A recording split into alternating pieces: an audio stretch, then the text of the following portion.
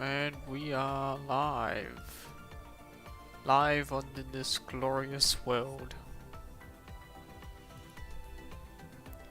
Here to stream again with another. Wow. I'm still going to continue this update. This time I'm going to be doing like Roland's story. And I think this is going to be my last stream of this new event for Punishing Grey Raven. Because I think I've pretty much covered most of it. Yeah, because I think I've pretty much covered most of it. Now.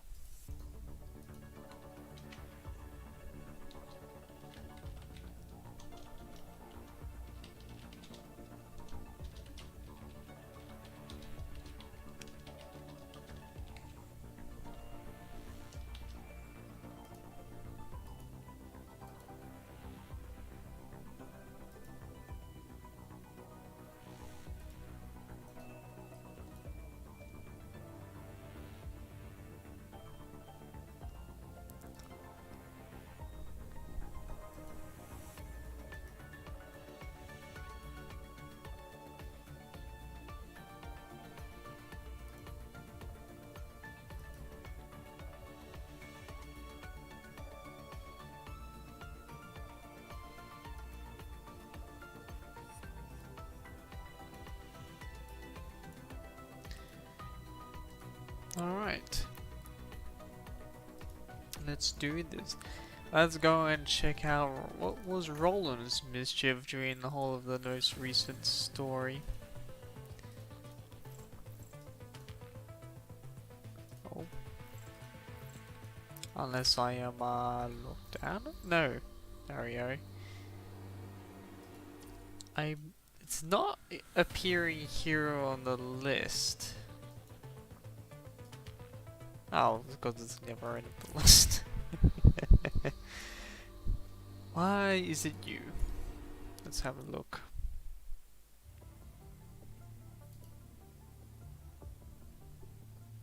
It's rare to see Roland serious. Well, it's super duper rare seeing him serious. He's more of a jokester. Let's see. Get down. Roland drags something over a steep slope. The sun shines on his back. He puts his hand down and jumps off the slope, kicking up a dust cloud. Roland grabs the rope again and pulls it hard against the top of the slope. Eek! It hurts! What are you doing? On the other side of the rope, a large black figure is pulled over the slope and rolls on the ground. Its four legs slowly stretch out, helping its gigantic base and slim upper body to get up. Hey, let me loose. I can hardly walk like this. Don't you want to explain first? Tell me why you wanted to run when you saw me. Quite some time ago, way before Roland tosses Lamy onto the ruins. Roland only remembers himself struggling to crawl out of the underground waterway, but he doesn't see the wasteland outside. There's only darkness. Roland is engulfed by endless darkness. It feels gentle and comfortable, almost like an anechoic fluid, just not that warm. Roland tries to turn his head, but it doesn't respond. The other parts of his body probably won't be any different. He finds himself imprisoned inside the gentle darkness. I can't make a sound. No, it's more like I can't feel my mouth. What happened to me?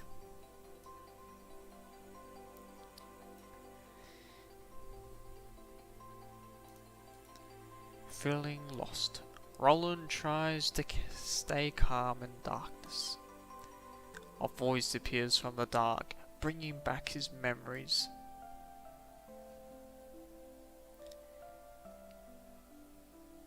Is this your way of saying thank you? Take it as you will. How heartless. I have searched through the sewers and you still plan to look for Luna here. I have some unfinished business. In that case, good luck. Hasta luego. What happened after that? I can't remember anything else. Out of instinct, Roland tries to touch his own body, check on Alty's condition. As always, his hands are unresponsive. He cannot feel anything. Damn it. Why on earth happened after that? How long have I been like this? Roland feels a dull pain in his forehead, followed by an intense, acute sting that emerges in his mind. Hasta luego. Finally, Roland can no longer sense Alpha's footsteps. He leans on the wall behind as the broken spine can no longer support his upper body. The visual signals sent back to his mind only contain image noise. His eyes only see darkness. The visual module must be completely broken. The left arm has no response as expected, because it is long gone. Roland lost too much strength escaping the caravan after the red tide devoured it. Not to mention that he searched the entire underground waterway system when he realized Luna was lost. But his search wasn't completely fruitless at least. Roland checks his frame again, only to find that most functions are either destroyed or forced to shut down, and those are still running are not far from being completely broken. How terribly clumsy of me. I'm afraid his body would be suitable for children to watch. And all the random memories and thoughts make Roland's mind wander even further. Roland shakes his head, forcing him to stay awake. I need to do something. At least fix this frame before I see Luna again. Roland stumbles forward as he leans on the wall of the waterway, trying to drag his broken body along. Good. At least I can still walk. Right, Roland. This is the place for your final scene. Every step takes 10 times the effort to recover, but he continues to march out of the ruins. Step after step, he enters the endless darkness. Many illusions show up around him, then disappear in the next moment. Only the voices of them remain. Do you ever regret the choice you made? Or feel bitter about this miserable ending? There's nothing to regret or feel bitter about. I look a mess, but things were going according to plan, at least until just now. Right. At least you had a real moment in your fake life. Do you have the strength to execute your next plan? Do you believe that your action will matter? Look, you can't even stand. Why not call for help? You don't know when to shut up, do you? Roland knows what he said was true. He cannot even move a finger, but at least he feels wind once again. Roland's senses are shut down one by one as he loses more vital fluid. He weakly reboots the shadows as they mock him. Will constructs go to the cyber heaven after they die? I probably should go to hell though. It's no longer a place he doesn't mind going any time though. As Roland's mind wanders away... Huh? What's that? Roland's mind is still dazed. He sees a vague light spot. The spot is gradually getting larger. It's moving towards Roland. Roland is befuddled for a brief second, then he laughs. At least you think he's laughing. I've heard of this near-death mind damage experience before, but it's another thing when it really happens to me. How funny. Gabriel would love to see this. But I never dreamed that angels would come and pick me up one day. The light spot is still moving closer. It's very slow but unstoppable. Will there really be a heaven for me?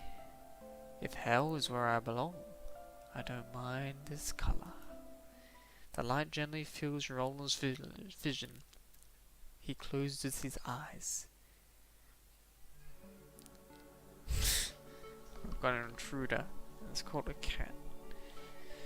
Oh, you want to go outside? Oh, you poor thing. Gonna rescue a cat. Cats, such demanding animals they are.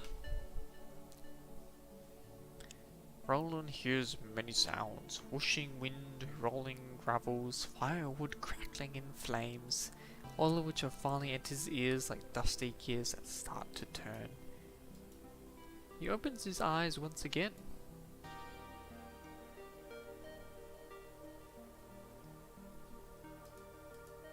It's a tent. Roland sees a piece of shabby canvas and a few wooden sticks. It can hardly be called a tent. The canvas is pretty worn out, but doesn't have any big holes, only some small openings to let the wind come in, making a whoosh sound. Roland is lying right underneath it. What? Roland can finally hear his own voice, a sign that he seems to be regaining control of his body. He tries to lift his right hand again. This time, he succeeds. What is this? The structure looks nothing like his old hand. Still does what he wants it to do, but with a different look.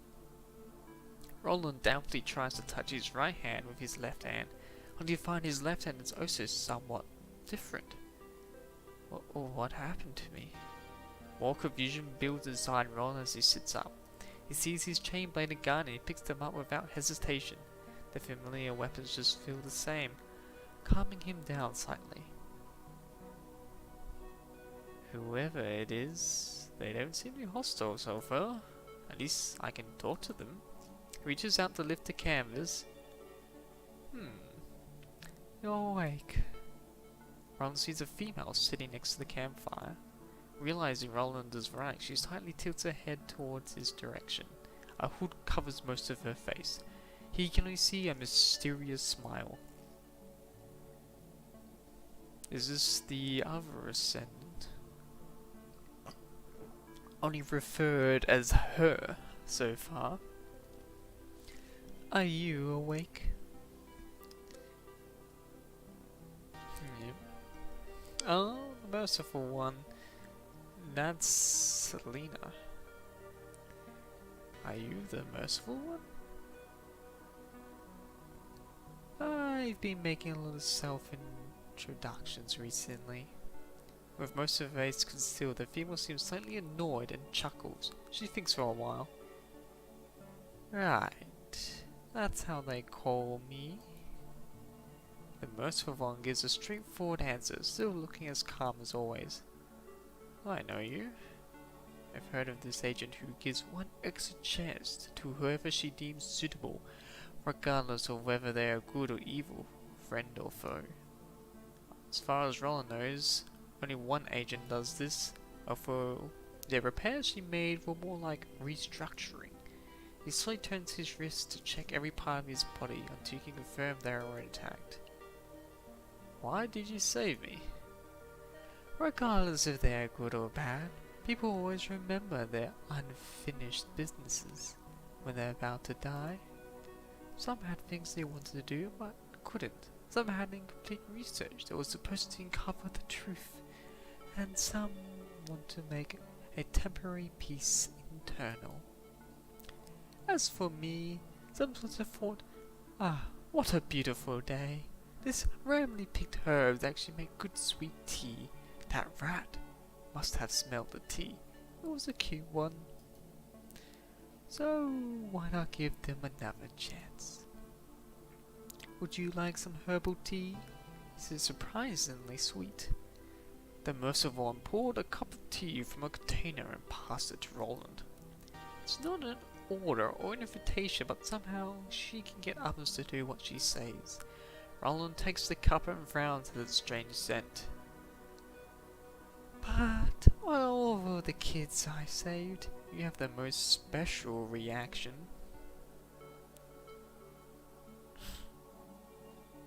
Because I know you are around, the merciful one. Giving a chance to whoever who she seems suitable, regardless whether they are good, evil, friend or foe.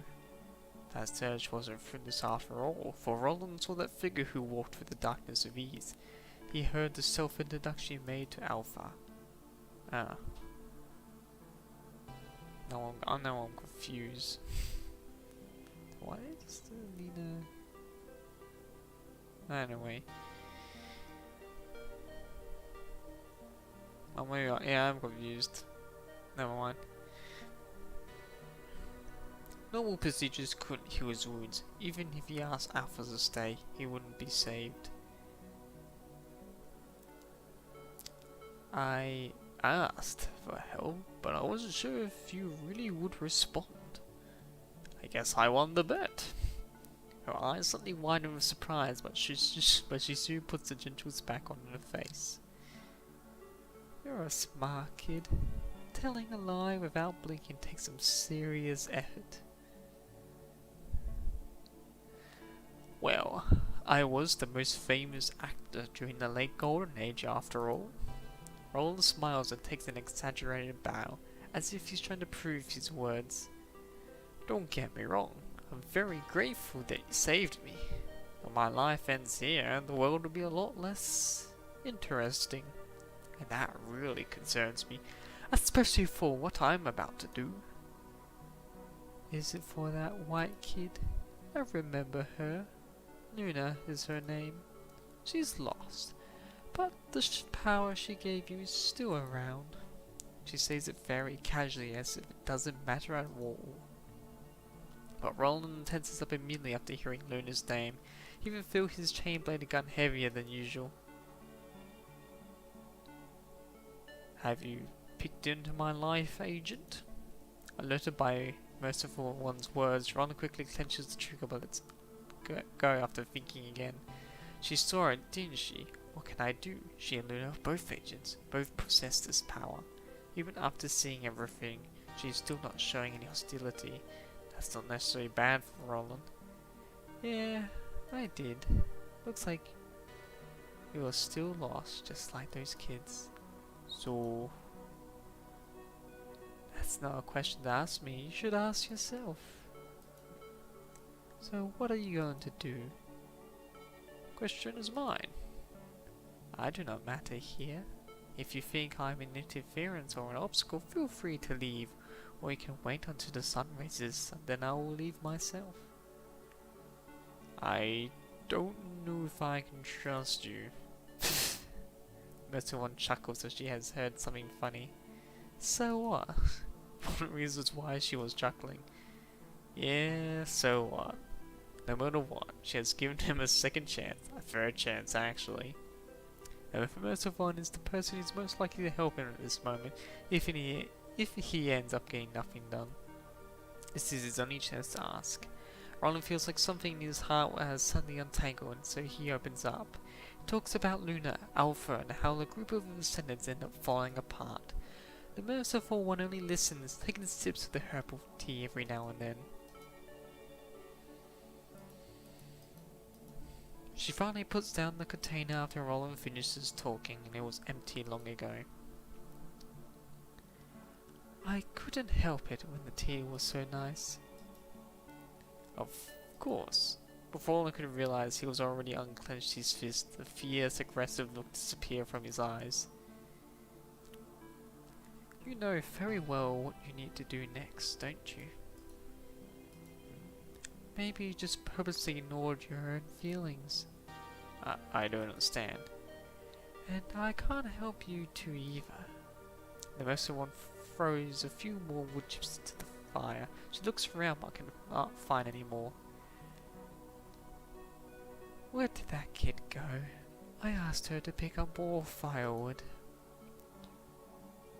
I didn't know you still took in companions. I don't, but I just happened to be staying in the same place with her. She seemed to be walking a lot faster, so I asked her for a little favor. Oh, here she is. At least I don't have to start the fire again.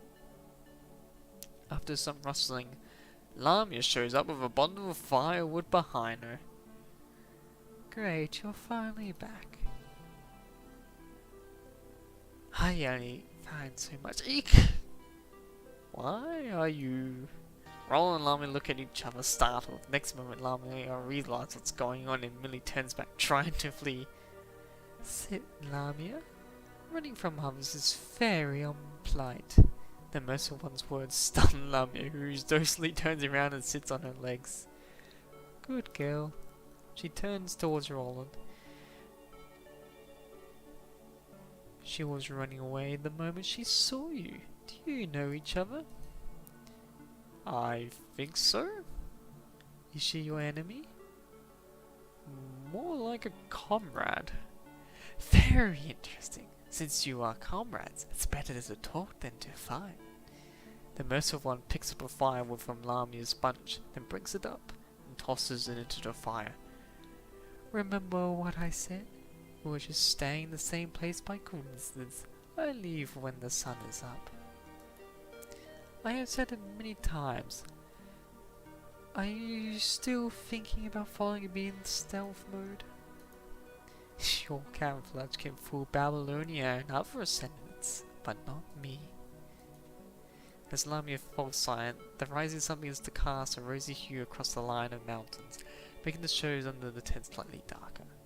Well now, the sun's up, I've got to go. Since you know each other, I'll leave it to you to fix your own problems. Can I ask one last question before you leave?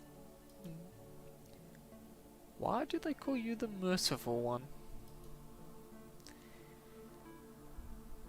They gave me this name and yet you're asking me for a reason? I don't know. Actually, I've never thought about it. The sun keeps rising, shining over the forest onto the dying embers of the campfire.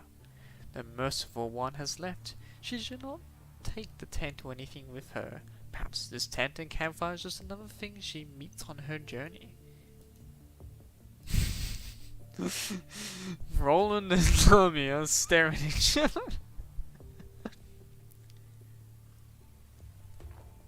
In silence. It's been a while since they last met, but the air is filled with tension. Roland remembers that Lamia has been on radio silence for a while during ascended operations. He starts to feel suspicious, while Lamia knows very well that Roland would question her for not showing up. She can never tell him what really happened.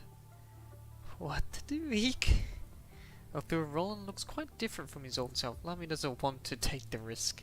He is still Roland, and she has seen what that Roland can do. No matter what, she can't afford to infuriate him, so...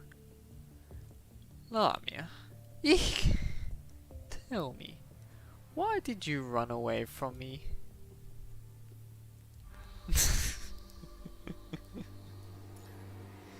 What happened all along the way? What happened to Lamia was a long story, but we need to get through it to explain why she ended up in the Merciful One's camp.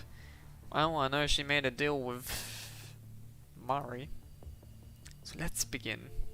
Who's the narrator? A sage machine? This is what you're after, isn't it? A gleaming white cube appears on Lee's fingertips. Who showers key given by Roland? Yeah, it's not really a voice for Lee. Lee's more oh, I can't say. But he's stoic. Calculative. He hands Lucia the key before pointing his gun at Lamia. Guys with instincts are the worst. Can't let an ascendant get a hold of it again. Ascendant? You are pretty clueless, aren't you? What are you saying? I won't get mad if I say another word. You're nowhere nearly as scary as that guy. Try as you may, I'll get what I want eventually, and this time, you're not catching me. Lamia flicks her tongue out to taunt them before disappearing into thin air. Eek, if this road is right, I have to wait at the end. Better not show up in front of them again. This is only one shot. Army was going to seize Hu Shao's key from the exhausted Babylonian members, but the explosion and collapse of the facility have brought unexpected changes to Lamia's plan. Lamia managed to get that thing that he wanted, but she finds that if she doesn't run, she will be buried alive the entire facility. Eek, not again. Well then, Lamia gathers strength from all her 4 legs, leaping toward the top of the ruins like a locust. A steel bar loses its hinge and swings down. Lamia is in mid-air and has nowhere to run. She knocked it sideways, slamming into the ruins on the opposite side. The impact pushes Lamia all the way to the other side of the ruins. Meanwhile, right underneath her, Roland sits at the bottom of the crater, watching the red tide pouring down from the broken pipes. Beside him lies the other ashen hetero creature, now completely lifeless. He picks up his broken left arm and tries to match that up where it fractures from his shoulder before putting it down disappointingly. It's all over, I'm the only one left. This group of ascenders, led by Luna, is facing inevitable destruction, Lamia believes, but she refuses to go down with it. She wants to survive. She will survive, no matter what she has to do. Damn it, I wouldn't die here. She forces herself up, clinging onto every single protrusion of the ruins, one step after another. Every step means she's closer to survival. Every step means she's moving further away from those people. But Lamia has to do it because she must live on. She sees the sun outside.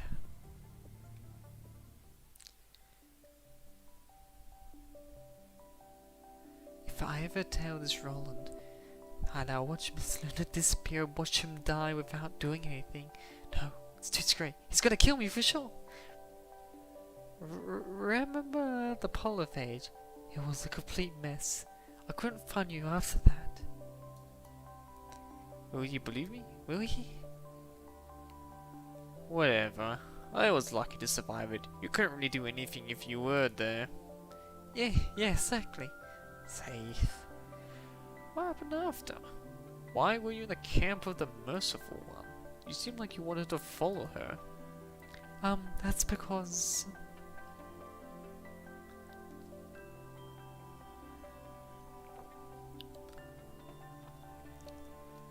After the Lamia left, she completed the deal, but somehow didn't seem to think this way. She has only been walking on the wasteland for a few days before finding out that someone has been watching her. What's going on? I changed my route many times, but I still feel like I've been watched and chased. Lamia has no choice but to give up hiding or staying. She departs once again, hoping to get rid of the pursuer, but then... Eek! 2 shells fly past Lamia's both sides, kicking up a long dust from the ground. She looks back at the source and finally gets a vision of the chaser. It's a black figure, rapidly approaching from the sky. You got that thing handed over. But I already gave it away. Is that so? Guess I'll just take it off your corpse. Before Lamia can explain, numerous missiles are launched from the chaser's giant wings, flying toward her.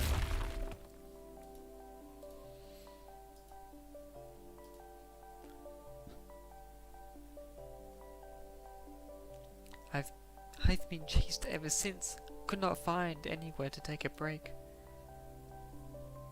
Until I got near the Merciful One's camp, the black guys circled around and left. They might have some sort of agreement.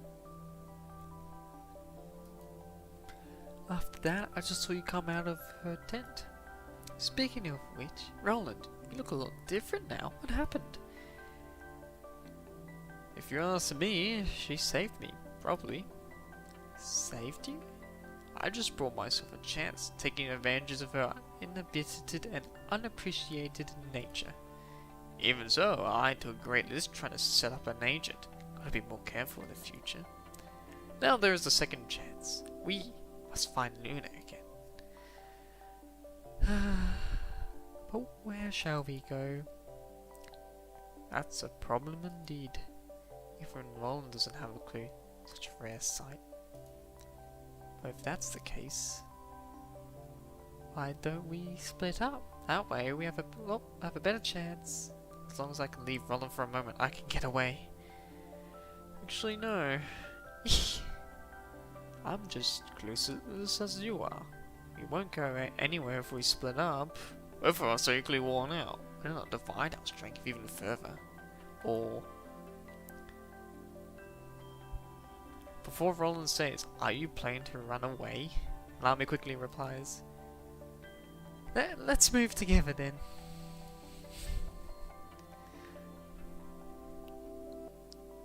Lamia doesn't mind if Roland downs her, as long as he doesn't become an enemy. If she is lucky, she may find enough chips for her next deal with Mari along the way.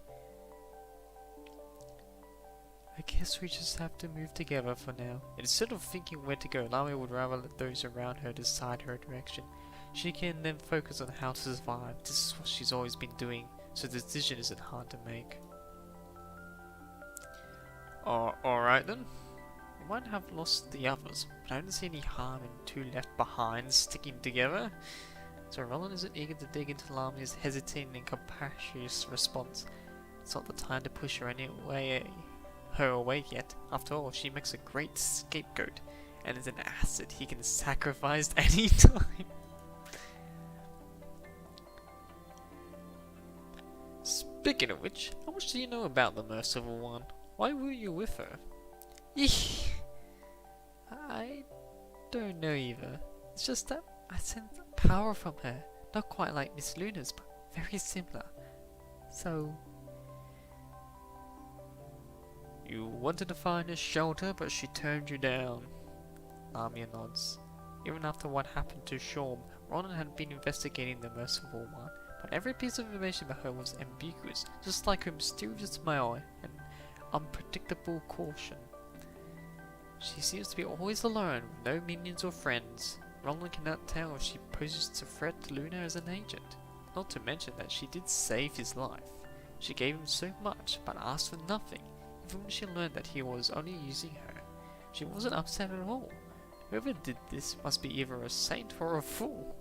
Roland does not think she's a fool, but can hardly call her a saint. What is her purpose then? Either way, it's not something I should worry right now. Perhaps she had a purpose, perhaps she didn't, but it's not important at this moment. After all, he would have died long ago without her. Let's take a rest and head out at daybreak. He didn't ask any more questions. Am I safe for now? I can only keep going. There's no safe place. Lamia? Eek!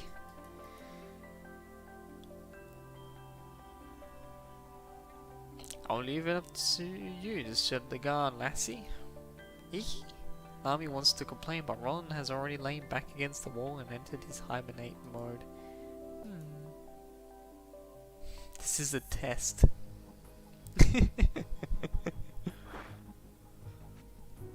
Roland's testing her. Stick to the plan. Understood.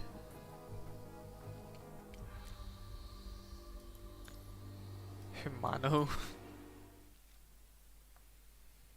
Many years ago, at the film set of the Madhasti Real Park, in the studio, a fictional farmer was teaching his fictional son how to use a rifle. This is the bolt, this is the safety, here is the magazine, and the trigger is here. Push the bolt to load a shiny slim bullet, unlock the safety, then pull the trigger. This is how humans fire a brass bullet. It has 2,800 joules of kinetic energy, travels at 868 meters per second, and can take down most animals on the continent. The father told his son. Life is great, but a .300 Magnum is greater, because you can take away any life with ease. It makes no difference whether that life is theirs or ours. We are just one of the many life forms. For some reason, Roland still remembers the scene that he once witnessed, but he only knew how to act back then. He didn't have any questions.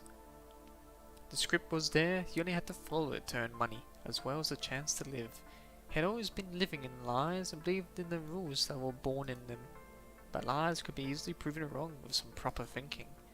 Does the power to take lies really make something great? Something but in an arrogant boast.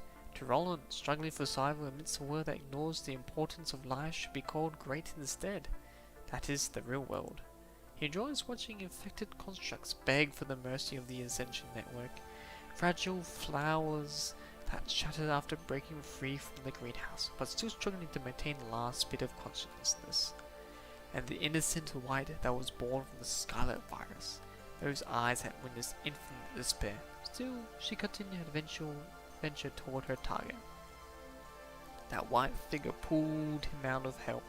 The closer he approached her, the more he believed that she was the only truth he would ever seek. But he lost her. What if he never finds Luna again? What if everything gets lost and lose? Where can he go then? His values and purpose will go down with the lighthouse. How would he be different from many years ago when he stood in the real park with despair? Shaking inside, Roland hears a well-timed chuckle from the darkness.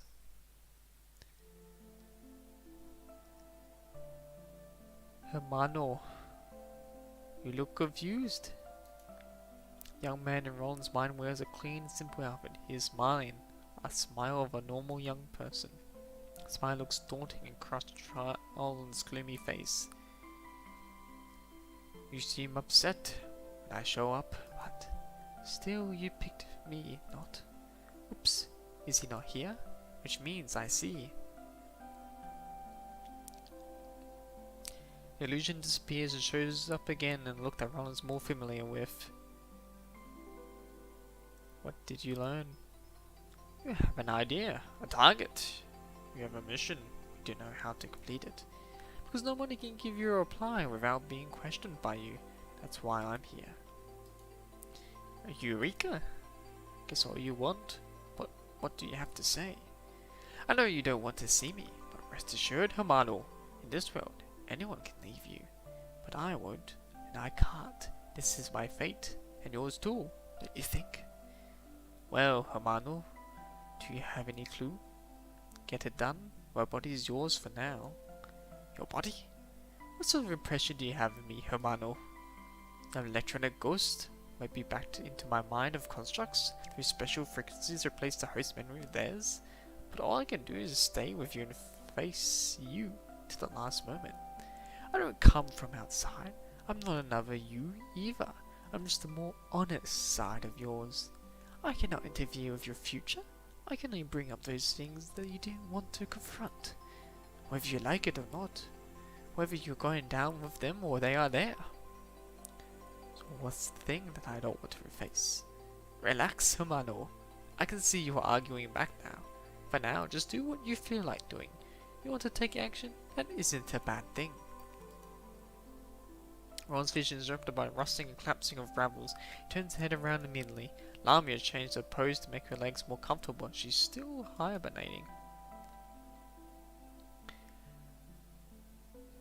I don't think you need to keep such a watchful eye on her. As far as I can roll, you used to get along a lot better.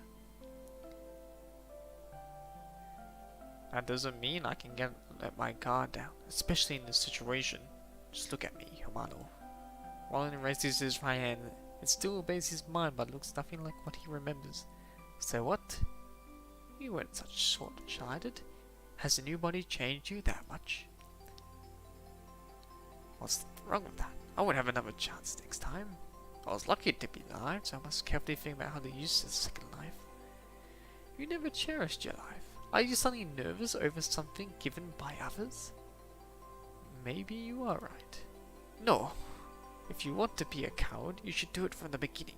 You talk about being cautious, but why are you relying on this new body that you aren't familiar with? This life may be given by the merciful one, but it's still yours. It's your choice, your consequence, your soul. Every boundary belongs to you. If you want to fight, to die, or do stupid things, you do it yourself. Look at you, so detached and paranoid. You made yourself this way.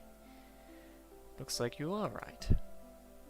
Roland's expression relaxes slightly and gives a chuckle.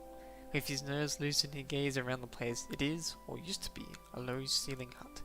Bombshells destroyed one of the walls and wells half of the southern-eastern pillar, making the roof slightly tilted. Still, the remaining structures are intact. making the room at least more comfortable than some random cave. Lamia would probably agree. She curls up like a cat occupying a corner of the room. Roland feels relieved. Can you stay a little longer?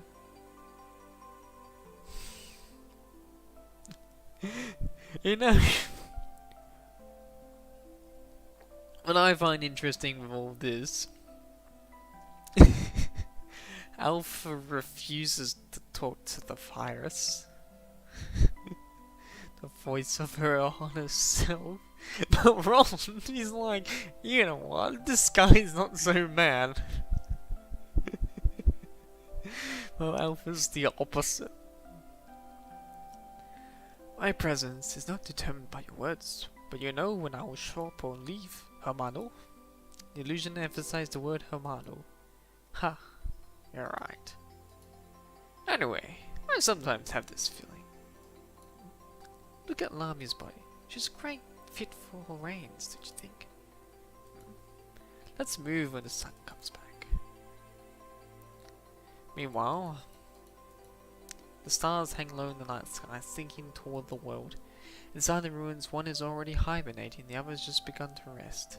No matter what thoughts they have, at least tonight, nothing else outside the ruins matters to them.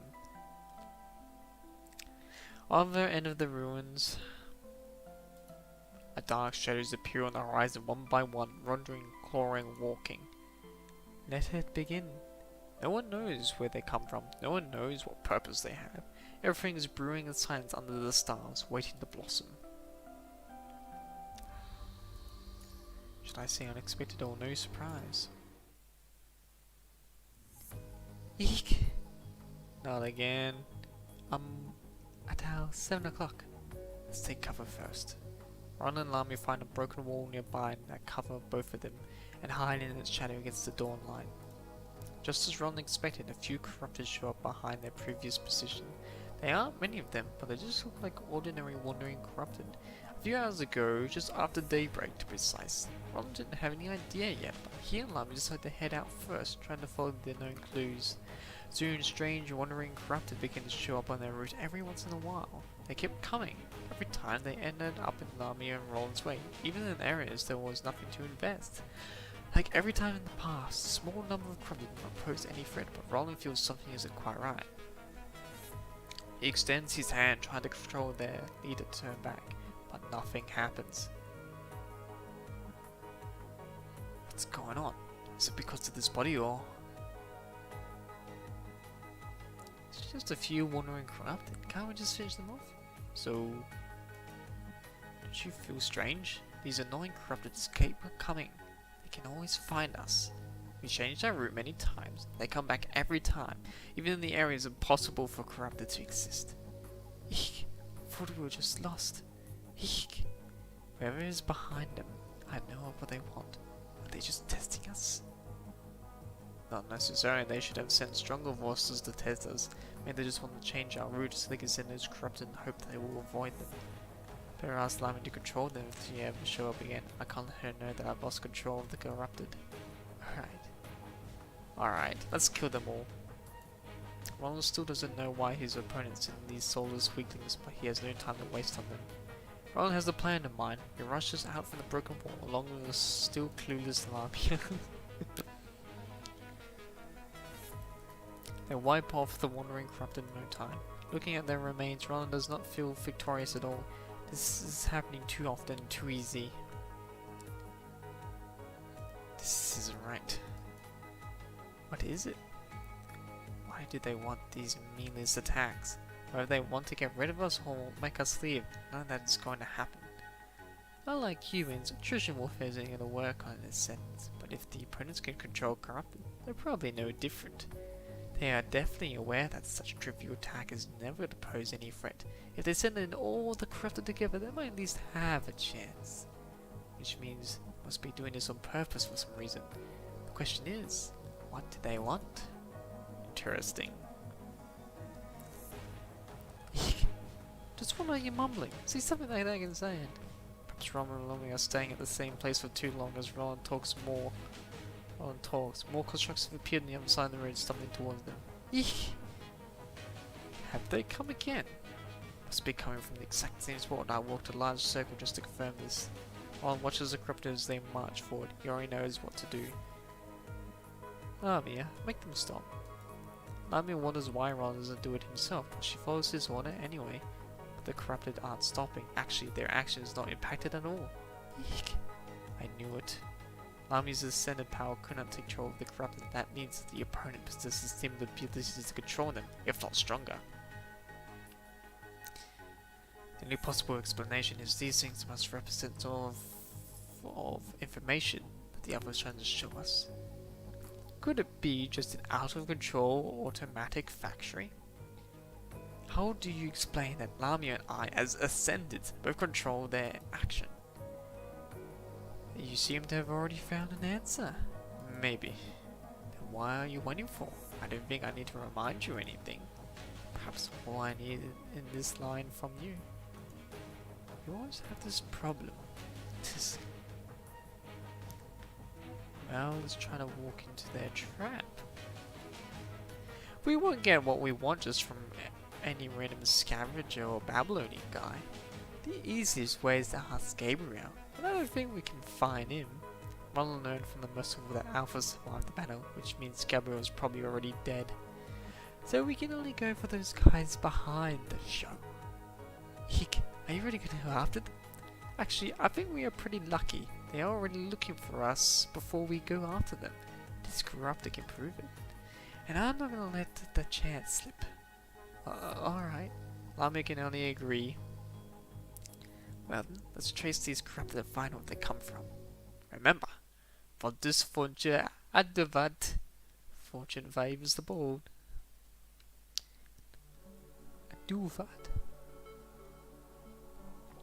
Roland and Lamia have been walking toward the corrupted's original amidst the ruins of Westland.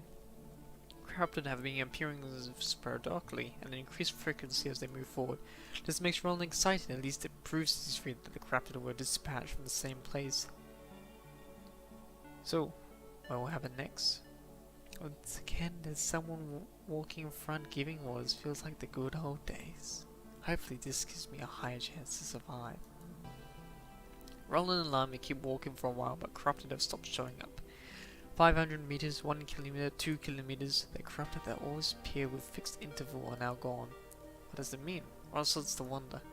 Now that the corrupted are no longer showing up, they must have achieved something, which means Roland's thoughts are interrupted by the engine roar in the sky. In fact, he is expecting it. Is that it? Roland and Lamia follow the sound until it goes to a low particular direction. It becomes almost inaudible. They continue heading that direction and finally arrive at the destination after climbing over a couple of building ruins. They see a transport aircraft from Babylonia. Signs part between the collapsed building. Eek! This is Babylonian aircraft, right? Why is it here alone?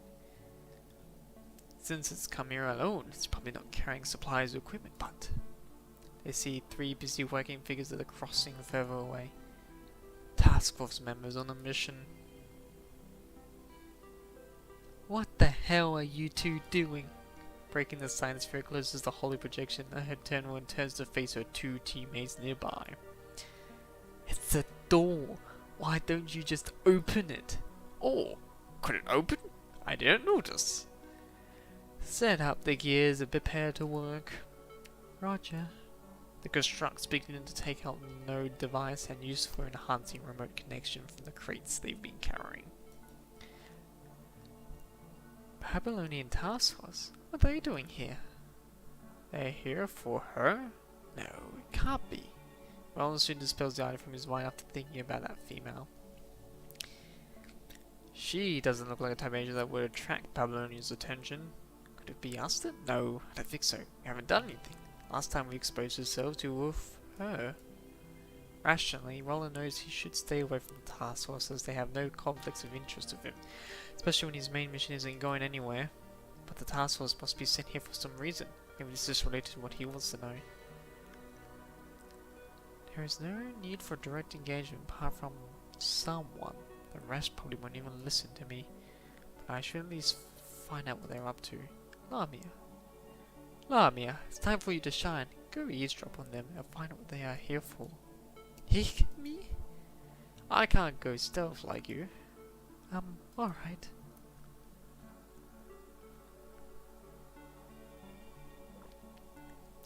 Perhaps they've transferred Mari to the Hell House. They're much better than you two, after all. Vera has quickly regained her good soldier as well as her sarcasm. What? No, I won't allow that. You're screwing with me, aren't you? That's an improvement. At least you understand irony now. And alright, let's stop complaining. We have the Grey Raven commanded with us. I don't like it. A mission is a mission, 21. And if someone here doesn't like it, it sure hell is me. Fine, understood. Lamia continues to listen for a while, but the only useful information she gathers is that the Grey Raven commander is involved in this mission. Once Lamia gets hold of an approximate direction and distance of Cerberus' destination, she leaves them.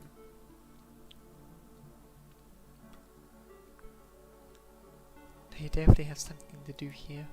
Better let Roland know. If I can get Roland to help me to get to that place. Eek, I guess it's just a move with him now. I see. Cerberus in the command of the Grey Raven. From Roland's past experiences, nothing they have in common, yet now they have come together. Strange combo gives Roland some weird thoughts. Are they here for Luna? Whatever they have discovered, this mission must be related to Luna. He also realizes why the corrupted no longer are showing up, because they have already been guided to the right track. Interesting. Whoever's behind all this is worth investigating. The opportunity is presented to him when he almost loses his direction. That was too good to be true, like a blatant trap. But Roland never fears traps. He is used to them. He looks forward to where it will take him. The only problem is the speed difference. Vertical trucks and descendants can walk long distance without getting tired, but they're all based on the human body. Lamia can only travel a lot faster, but Roland doesn't trust her enough. In that case, half an hour later. Eek! This is way too heavy. I'm so tired. I need a break. If we keep going at this speed, we could arrive 2 hours earlier than Babylonia. That's a win-win for both of us. And that way, what way is a win-win? Eek! Rock! With a rain on him.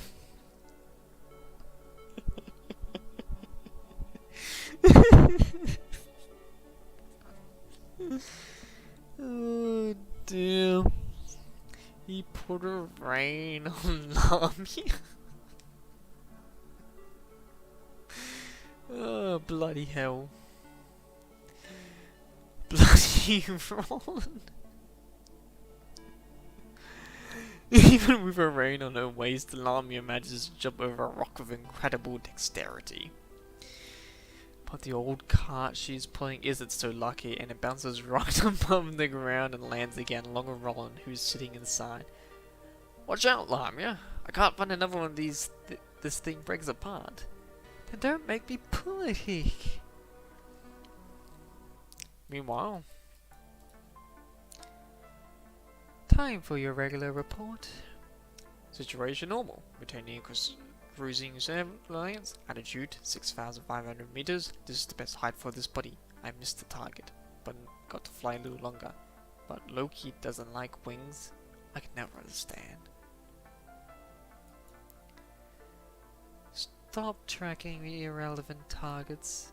I just wanted to let Loki have some fun. Blush, she's only one of the high-value targets that Mr. mentioned.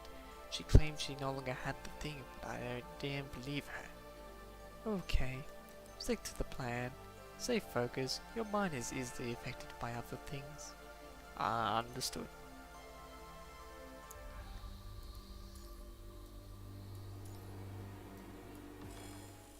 Oh, Lucia. Roland and Lamia walk past the sign of a welcome home, and a few unrecognizable letters. The town is surrounded by forests with borders that resemble the texture of black velvet. The morning dew soaks the air, wetting Roland and Lamia's artificial skin through leaves. The senses send a chilling signal to Roland's mind. The moment he comes close to the town, he feels a familiar pulse. The power given to him by agents is still in his body. He immediately understands something. Luna's been here indeed. Where is this? An interesting place. We may be able to find all the answers here, but it can also just be a trap. Roland walks forward without telling Lamia all the truth.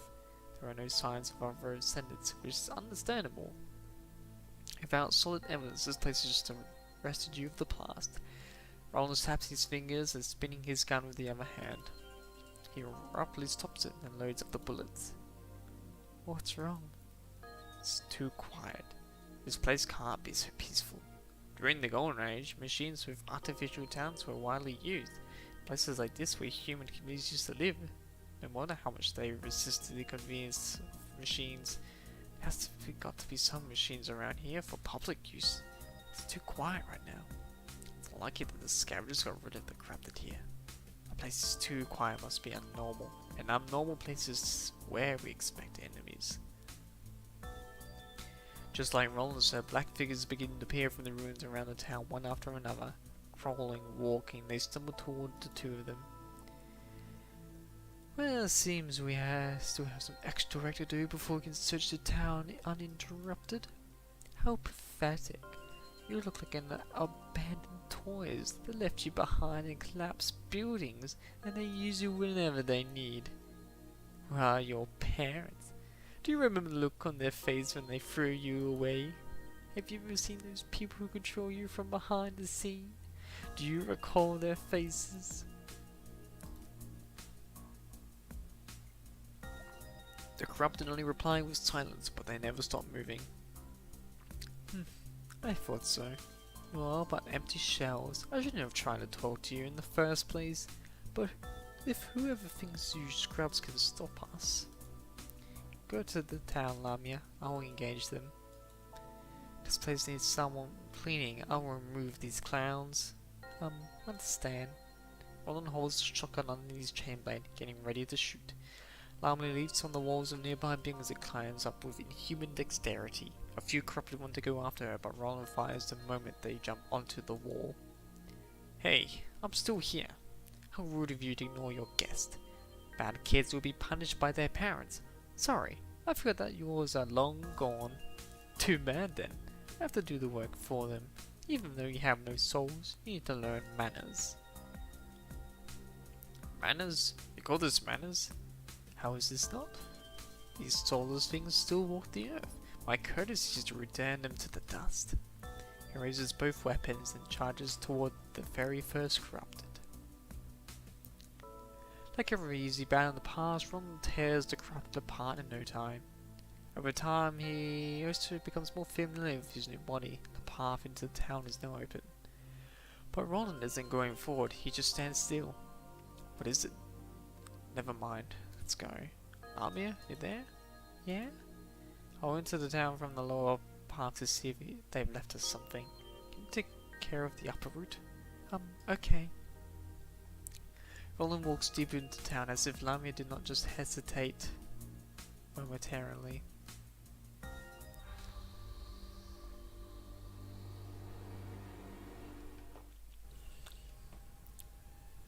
Oh, this is an introduction to Roland. Ah, I knew it.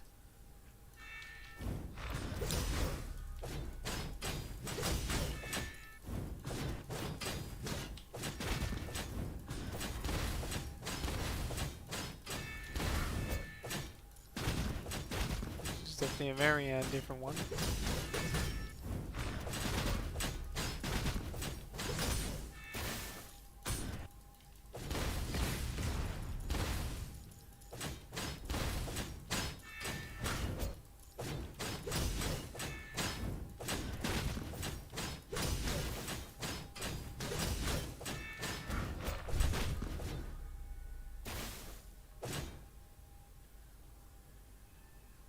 Okay.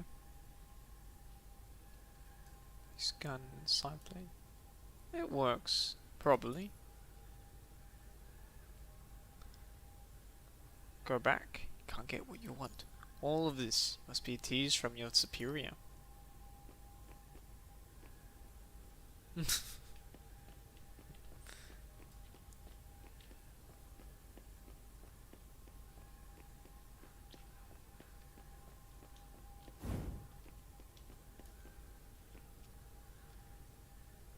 robots. After all, they are monsters without heart.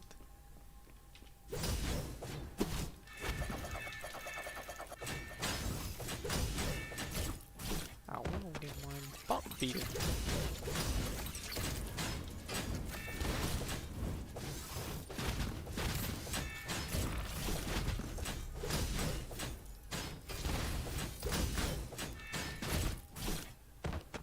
Not used to this. Guess no more comms.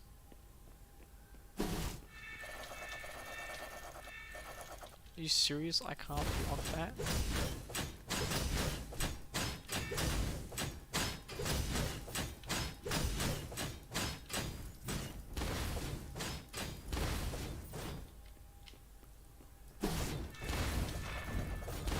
Now I block it.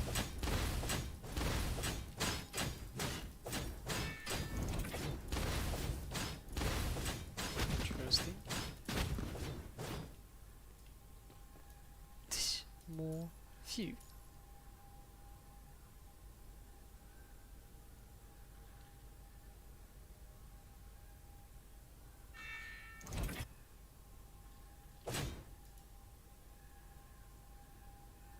If that's the case, even more, how annoying. If that's the case, leave me some obstacles behind.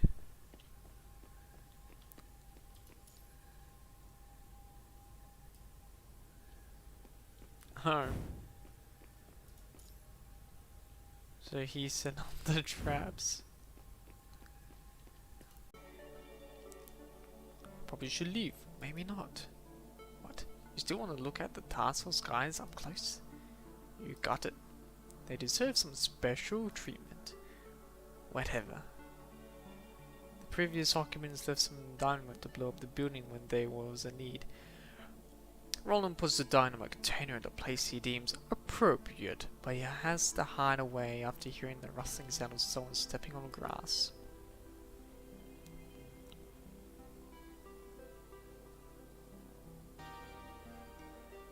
Soon 3 constructs appear in his vision. Cerberus. They came later than I expected.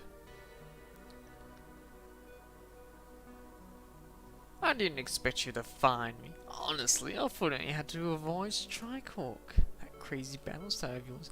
Perhaps you would be better fit here than in Babylonia. Even the thought about contracting the punishing virus.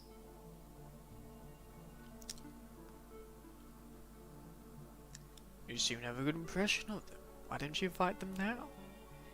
I'm very keen, but I don't need them right now. We have more important things to do. After confirming the identity of his guests, Roland leaves the place.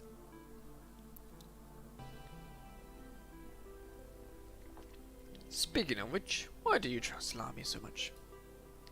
What can I do if I don't? Leave her alone? The worst case she'll do is run. But if I force her to move with me, when she has different thoughts in mind? The illusion makes an I knew it smile.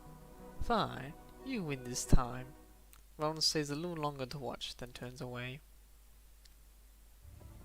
Lamia climbs onto a roof. She hears the never-ending gunshots and begins to question herself. What do I do now? The idea of running away has somehow made its way back. Perhaps she still fears Roland, but Lamia has a fake feeling if she walks away from Roland one more time, they will never meet each other again. Why? Isn't that what I want? Why would I feel a little pity to leave him? Lamia starts to hesitate. She remembers the thing that keeps bothering her. Leaving is of course the easier option, but she can guide Roland to that place during his search for Luna. Because he is Roland, so he can always get things done, whether it's for Miss Luna or Lamia. Lamia pierces her lips. Without realizing it, she makes her decision. I have to do this, Zeke. She can run away any time, but this is her only chance to get a powerful helper. Lamia once tried to seek help from the Merciful One, and it did not end well. Roland might be her last chance of getting that thing done. Lamia pulls her mind back from the surrounding forest and leaps briskly into the town. Roland walks into a certain town. The scenes make him somewhat uncomfortable.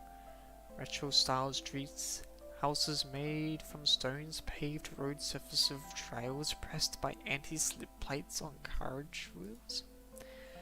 Roland feels uncomfortable. What if all these traces were only added half an hour ago by the props team? What if the corrupted weren't infected by the punishment by an AI mechanoid specifically designed for this scene?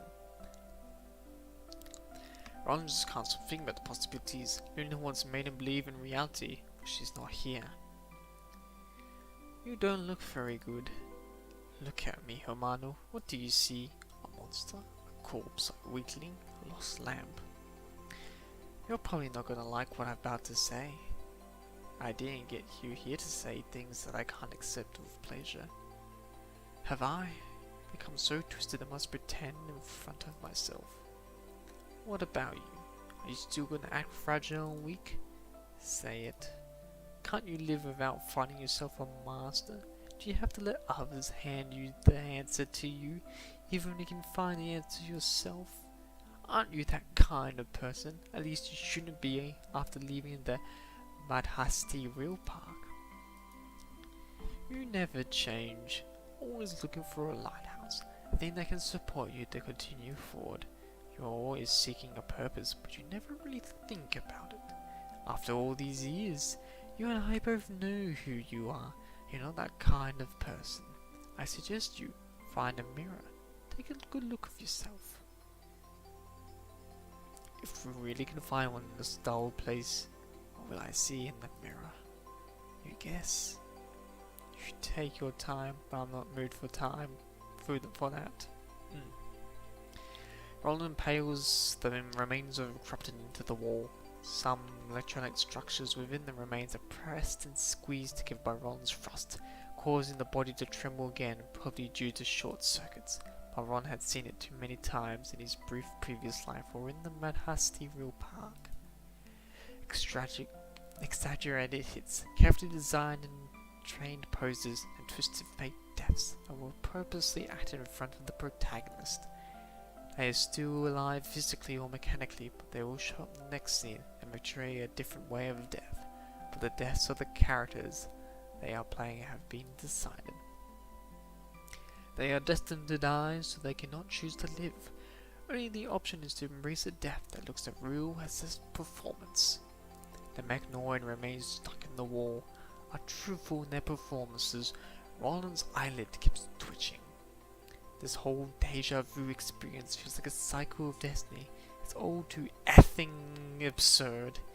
Every swing of Roland's chain blade seems pointless. They are going to stop for fear. The death of their kin isn't gonna make them any crazier. It's all but part of a meaningless cycle. This entire mess only leaves behind chaos. Even the victim will not feel like he's accomplished anything. How absurd. Had my opponents ever felt this way? Ha! Why bother? Through the remains and the ruins, he walks into a group of buildings. You look a lot better now. We still have things to do. So we're done here. What's next? Roland doesn't answer his question, but looks at the streets ahead. I don't need to worry about that. Our opponent has already prepared the red carpet. Roland looks into the only on a filthy wall someone wrote, "Come this way," with red paint. Whoever wrote this have no idea what they were thinking. At least I get the message. Everything about it looks like a trap. Indeed. Roland knows an unknown trap awaits him, but he doesn't have a chance.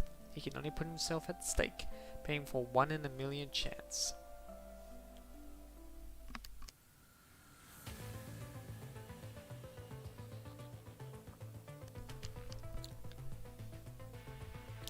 We've already missed 2 scheduled communications. My memory control threshold isn't within expected value. Doesn't sound like that to me.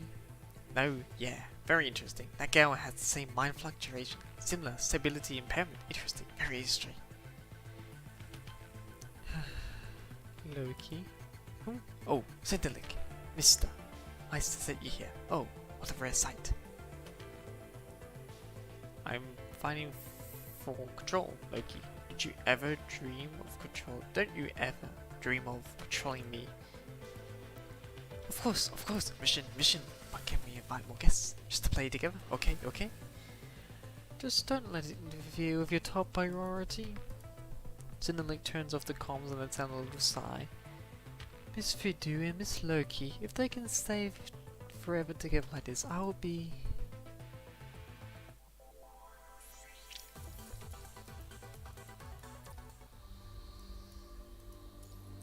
After throwing a few variables beyond their control, they can think the plan is foolproof.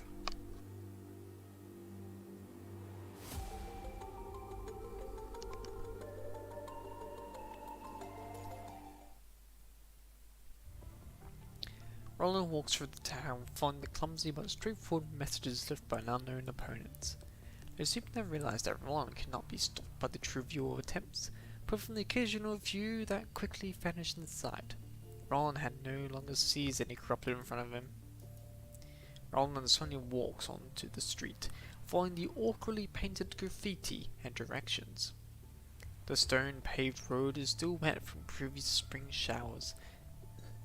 His metal heels knock on the stone, leaving echoes in the ruins, until he sees a white figure walk into a deserted but mostly undamaged mansion located deep inside the town. It has stopped in front of the mansion and seems to be waiting for Roland.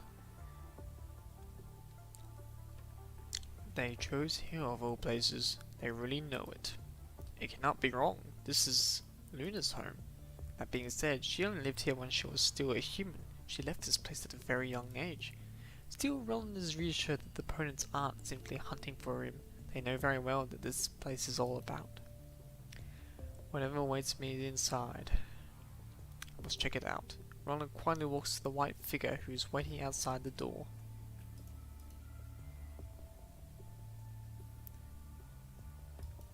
Roland walks to the white figure and realizes that it is a corrupted. Just stands still without giving further information. Disc, you got me here, and stop working. With one gentle poke, the corrupted's joints lose all strength and it collapses to the ground. Time to find out what they want me here for. Damn it, they just keep coming, yeek! Roland is observing the mansion and trying to find out a relative peaceful way inside, but the street next to him suddenly gets noisy. Soon a large shadow rushes out with a few corrupted clinging to it. Ha! There's too many of them, Roland. Get them off me! It's not as surprising Lamy isn't good at close quarter combat, considering her significantly disproportional body. I'll ask her after the fight. Roland sighs and runs towards them. Phew, safe. I would expect you to be more cautious. Yuck! Didn't you summon those corrupted here? Why did they keep attacking me? Seeing Roland is confused, Lamy doesn't want to talk about it further. She quickly speaks again. I saw them. The task force we saw here, one of them was heading here. Not long ago, Lamy enters the town from the upper route using the forest as cover. Alright, let me take a look from above. Come on, I checked. Might look scrappy, but the frame is still intact, and the engine still works. It's the task force earlier. Unless I get to drive, I'll never send someone to figure with you behind the wheel. Do you understand me? Fine, I'm not as petty as you. I trust your driving skill. I can't be as terrible as 21's, can't it? Phil pulls the door open, sits in the driver's seat and slams the door shut. She rests her arm on the window and waves to the other side. Commandant, enjoy the thrill as a Cerberus. The police car speeds away, leaving 21 and her cobot behind. Lamia watches the remaining task force member walk toward Roland's direction. Two drove away, and the last one's heading to Roland. I need to tell him what happened. Lamia eagerly tries to contact Roland, but a jitterbomb quietly crawls to the roof next to her feet. Turn back time. Lamia hears the whisper, then notices the uninvited guest below. Eek, this is... Eek. The jitterbomb fiercely explodes on Lamia, destroying the roof structure. Lamia loses support and topples down the building, landing right into a group of gathering corrupted constructs. Surrounded by corrupted, Lamia tries to control them to move aside. She extends her invisible antenna. Not moving at all. Not moving at all. They're all controlled by another scent. Is it Roland? If it's him, Lamia tries to pull the corrupted and constructs out of her path, but just when her hand touches one of them, all the corrupted immediately turn to her. Now this is getting more interesting. Roland is silently anxious but excited enough to learn news from Lamia. I don't know why, but everyone wants to lay their hands on this place. I need to endure. Once all the parties arrive, there will be my time to shine. Before that, I'll leave the stage to you. Go, Lamia. Eek. Find yourself a VIP seat, so you can watch the entire show and decide when to join in. What about you? I need to familiarize myself with the setting before they arrive. How do you know they will come? By instinct or? They must have a reason to let us see the task force to make me come here. But only you and I get to decide when to move on the next episode. This is the only way to confirm what I seek is real, not just my illusion.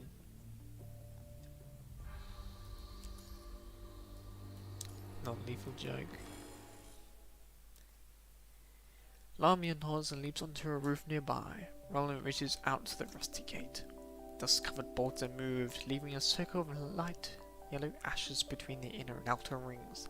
The dilapidated frames give a horrible squeak, as if they are fighting the power that is about to change them. Eventually they succumb to the power and give in to the new visitor.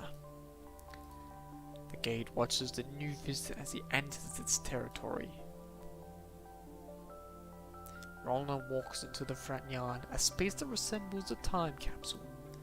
Roland rough pottery pieces are scattered under the wall. Firewood chips are neatly placed next to a smashed fireplace wall, as they're all just freshly chopped in the morning. The ground surface is extremely poor condition due to lack of maintenance, but tools are nicely placed along the wall. Everything about this place shows that someone used to live here, albeit a long time ago. Roland calmly walks through it until he sees a crude clay plate in a conspicuous place on the outside wall. This is the home of Luna and Lucia, built by Daddy and Mummy together. A complex emotion has grasped Roland. Many scenes have come to his mind. Perhaps she used to be a toddler from a living room into the kitchen carrying a basket full of freshly picked potatoes. Perhaps she used to rush from the first floor to the second, holding a paper plane that Dad made while making a whoosh sound. Perhaps Luna was once here, and she left. She really had to come back for some reason, but she is now lost. None of the perhaps can change this fact.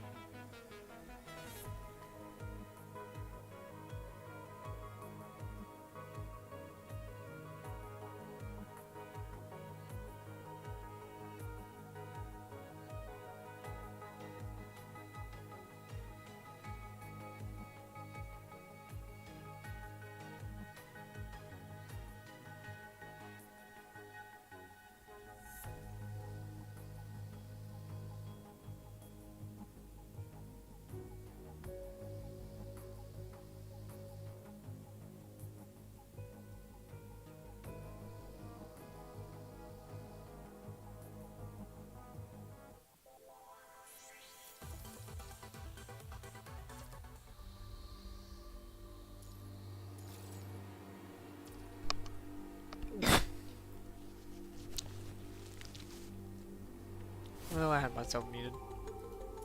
That's bad. Oh well. We'll continue. Roland alarmed you, so you don't know which task force member enters the mansion. The moment she steps inside, Roland recognizes her. She's a member of the task force squad Cerberus. It was them who held off Gabriel in Venus Splash Park and drove him away. Roland knows he must not underestimate them. I know that girl. You fired the airburst grenades at Gabriel. The girl opens the front door and stares blankly at the empty space. She then begins to mumble to herself. She's just woken up. What was that? It smelled good. The fragrance and the warmth. She stands baffled around the house. The next moment, Roland sees the girl in white pick up a random piece of glass like a thing from the ground. She stabs it right into her arm. What? She's... You were losing your mind.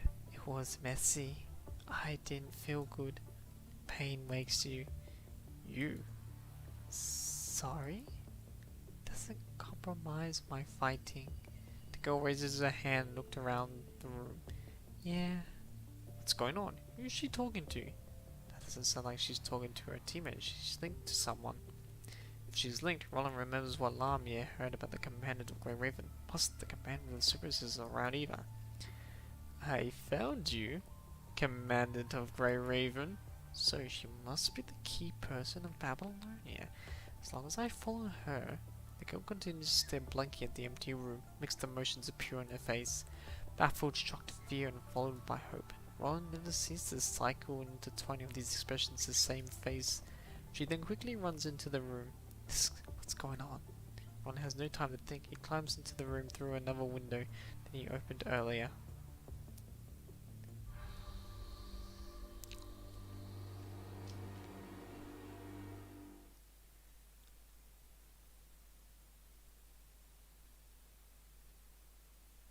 Footsteps come from the other side of the hallway. Looks like she's already inside the house. Follow her.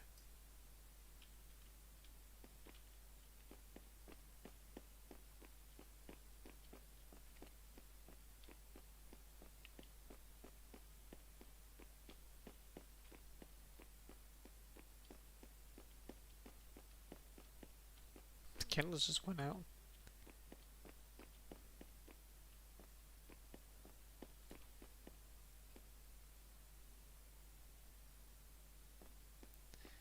Found it.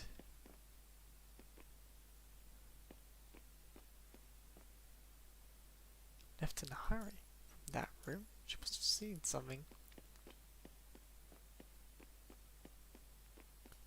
Here's the children's room? Room for Luna and Alpha?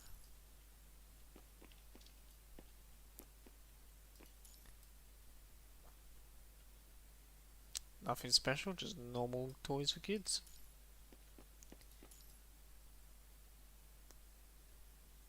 I seem to remember Luna mentioning this.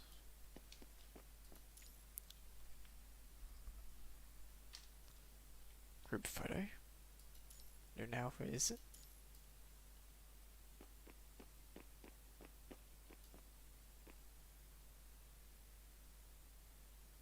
Went there?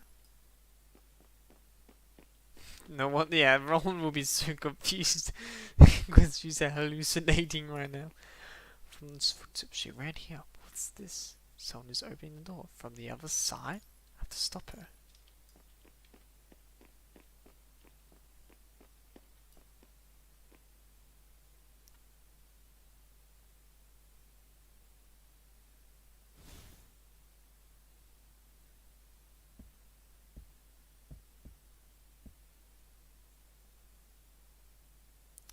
What a clingy child. Why don't you play with peers? I was sure I could bring you someone to play with you.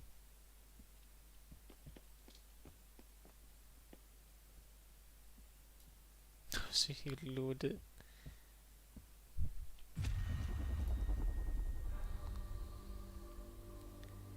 He follows the clueless girl when she searches around. Roland has already inspected the place thoroughly, but she seems to be able to see things that he cannot. Interesting. Is the information only visible to those that meet all the criteria? Roland feels like he's getting close. After a series of seemingly pointless searching and relocating, the girl linking to the command of Grey Raven runs downstairs, but Roland's not rushing to follow. He's not keen to be a good stage actor that follows the script, especially when the stage is not going toward him just putting up a good performance. There's a complicated plan behind all this. Both he and the task force linked to the Grey Raven commander are just part of the plan. The strange behaviors of construct named 21 can be probably attributed to this plan. Meanwhile, 21 and Roland are just being set up by the third party. No matter how they manage to gather so much complex information, Roland has to give them credits. Roland has no choice but to follow their script step by step. Roland has already seen that 21 has seen, but those things aren't going to tell him where Luna is now. They're nothing but some miscellaneous items that can potentially come from Luna's childhood. Roland doesn't know what the third party wants from the connection between her and the commander of the Grey Raven, but it has nothing to do with this house. Maybe 21 and Grey Raven command it. We'll eventually find out what they are. What they and Roland both want to know, but they will never be revealed to Roland and the person who set him up. But if whoever sets Roland up knows that what Babylonia and Roland want to know from the beginning, and tries to communicate this through their plan, this is making me mad. I bought myself enough time, but the end result was whatever, still within expectation. Disappointed? No way. At least it tells me one thing. Whoever sets this up knows who I am and knows exactly what I want, and they expect me to follow the script to the end. So if the answer I want isn't here, it must be with them. What's next then? Final step is, I'm going to smash this stage and force whoever's behind the scene out. Whether they plan to act to the end or expect me to direct the entire stage, they will have to reveal themselves. Fantastic! You finally understood. It's time for my curtain call. Really? Cheer up. This means we no longer need to stay isolated from each other. You are me and I am you. What do I say, Hamado? Nothing. Lamia? Eek. Pay attention to the surroundings for me. It's about time they reveal themselves. So what next? Should I follow that 21 girl or... The girl in black suddenly appears at the window. Her eyes are unemotional but looks surprisingly calm and enlightened. You are... The girl looks familiar to Roland, but he cannot tell where he has met her before. The girl is not anticipating Roland to know so, but she does not seem surprised either. Come to the final hill. She disappears before Roland has his eyes on her again. Lamia? There is no reply. Roland knows Lamia could possibly run away, but he has no expect her to leave so soon. But the absence of a psychic does not matter, as long as all the protectors have arrived. The show must go on. Whether Lamia can be helped or not, Roland will still go meet the person behind all this. No, it's not an option. Looks like I don't have to play with you anymore. Hope you have fun, Cerberus pups. Roland turns around and breaks through the window where the girl in black was with his back. He leaps out of the house. No one exhibits normally. Pay attention to the surrounding areas for me. It's about time they reveal themselves. Nami cuts the comms and climbs higher up to the roof for a wider vision. What's that? She suddenly hears a strange sound rapidly approaching. It's like a vroom noise produced by spinning fans. Sounds just like an engine. With the noise approaching, Nami knows that a black shadow pouncing on her. Her pupils contracted with fear. Eek! I knew who was after me. Target locked. Launching micro missiles. Eek! Nami twists her body and jumps out of the missile's radius from an unexpected angle. The missile explodes in the air, leaving a dull noise that doesn't travel for the due to the missile's limited load. Target alive, waiting for opportunities to attack again. Oh no. No. It's that maniac who bombed me from above. How did she get here? Nami is consumed by fear and survival instinct. Her mind is filled with the threat from above and her own importance. Eek! Nothing matters more than Nami's own life. She has no time for Roland. She hastily jumps off the roof and makes herself invisible and flees. Did someone just go past? I never knew you had a fear of ghosts.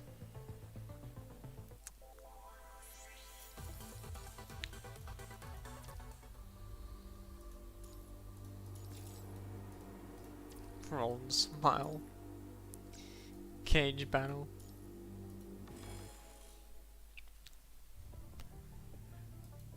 The girl in black never shows up again, but Roland sees marks of punishing on the ground pointing to another place. These marks aren't visible to those without punishing affinity. Roland knows the message is specifically left for him. The marks continue along the path extending into the other side of the forest. Roland turns back to look to the roof, but Lamia is long gone. Did she ghost her? No, it can't be. She ended up running. I did think about this possibility and had a plan, but whatever. I just have to do this alone now. Roland lets out a sign and follows the invisible punishing trail out of the house. The girl in black calmly stands in the center of a circle on the cliff. She seems to have waited a long time. Hey.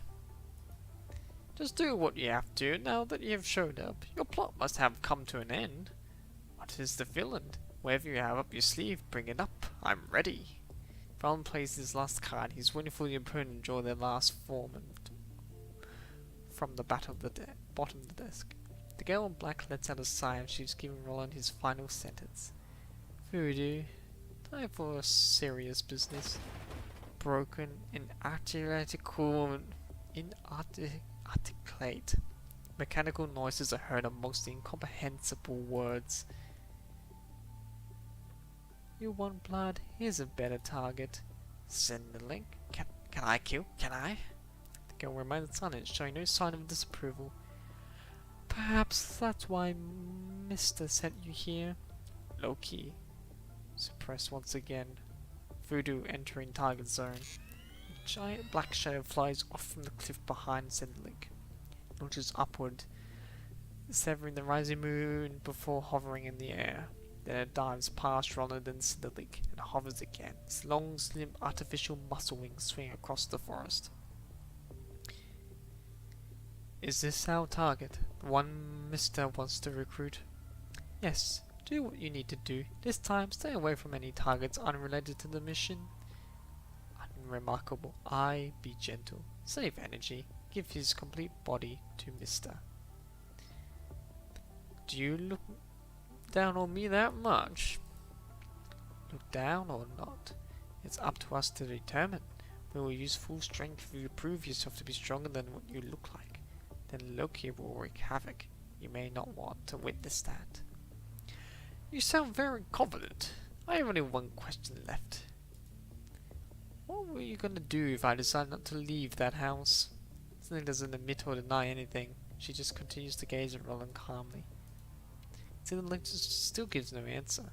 Sindlink, can I start? I already want to meet that Mr. of yours. If I get to see him, I'd like to make a complaint regarding this invitation. The staff he sent displayed extremely poor attitude. The girl doesn't reply, only bows instead. She then waves at the black figure in the sky. Great. We have one poker face and one maniac. Surely you don't look like you want to talk. Fine, let us use violence first. One points his chain-blading gun at Voodoo in the sky. Loki is driving me nuts. So we are going to take turns to play. Can you explain to Mr. if I hit him too hard? She doesn't answer, but Voodoo takes his silent approval. Sendlink disappears from Roland's finish, leaving him with Voodoo. Soars into the sky again, and dives rapidly toward Roland's position with her back facing the moon. I'm free, no longer suppressed by you. This feels great, fantastic. Who are we going to kill? Who? This guy? Is it him? Yes. Kill him if you find him too weak. We take turns. This never asked me if I liked it. Oh, Roland. However, this fight's gonna go down. I struggled with the one with 21. Win and Mr. will meet you. Lose and Loki will tear you apart. Is that so? Alright.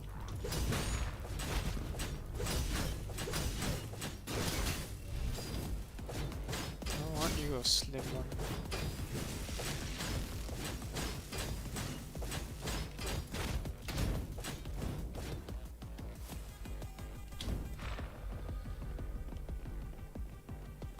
when you do like special moves.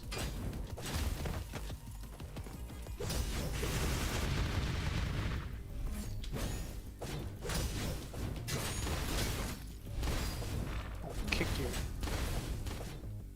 Lost my shotgun. And it's Loki's turn.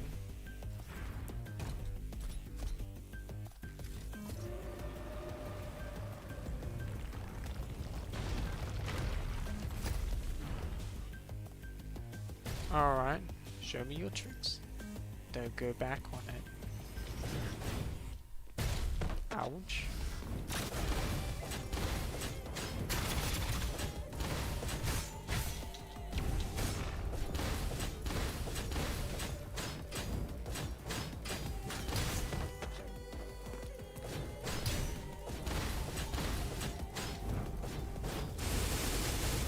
Cheeky.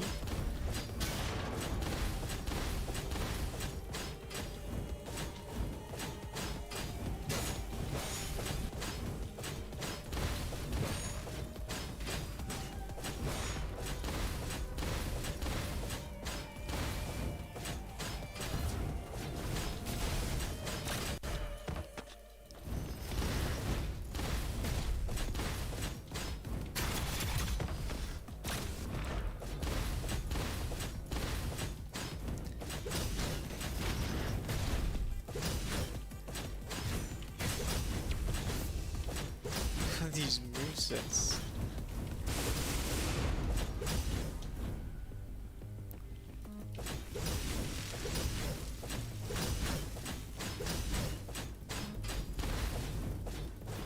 Come at me.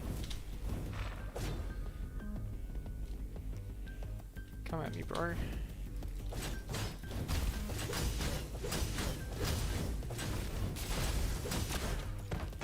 Damn, that always gets me. Nah, I'm definitely not used to this Voodoo Loki fight. The thing Mr. asked me to review you, Loki has already done so. But from the look of you, you don't seem to be worthy. So let's end it here. Lots of Voodoo's mask in the flash change colors. Roland clenches his weapon. If you can survive, I will judge again. Voodoo's calm voice was twisted, changed to a horrifying scream once again.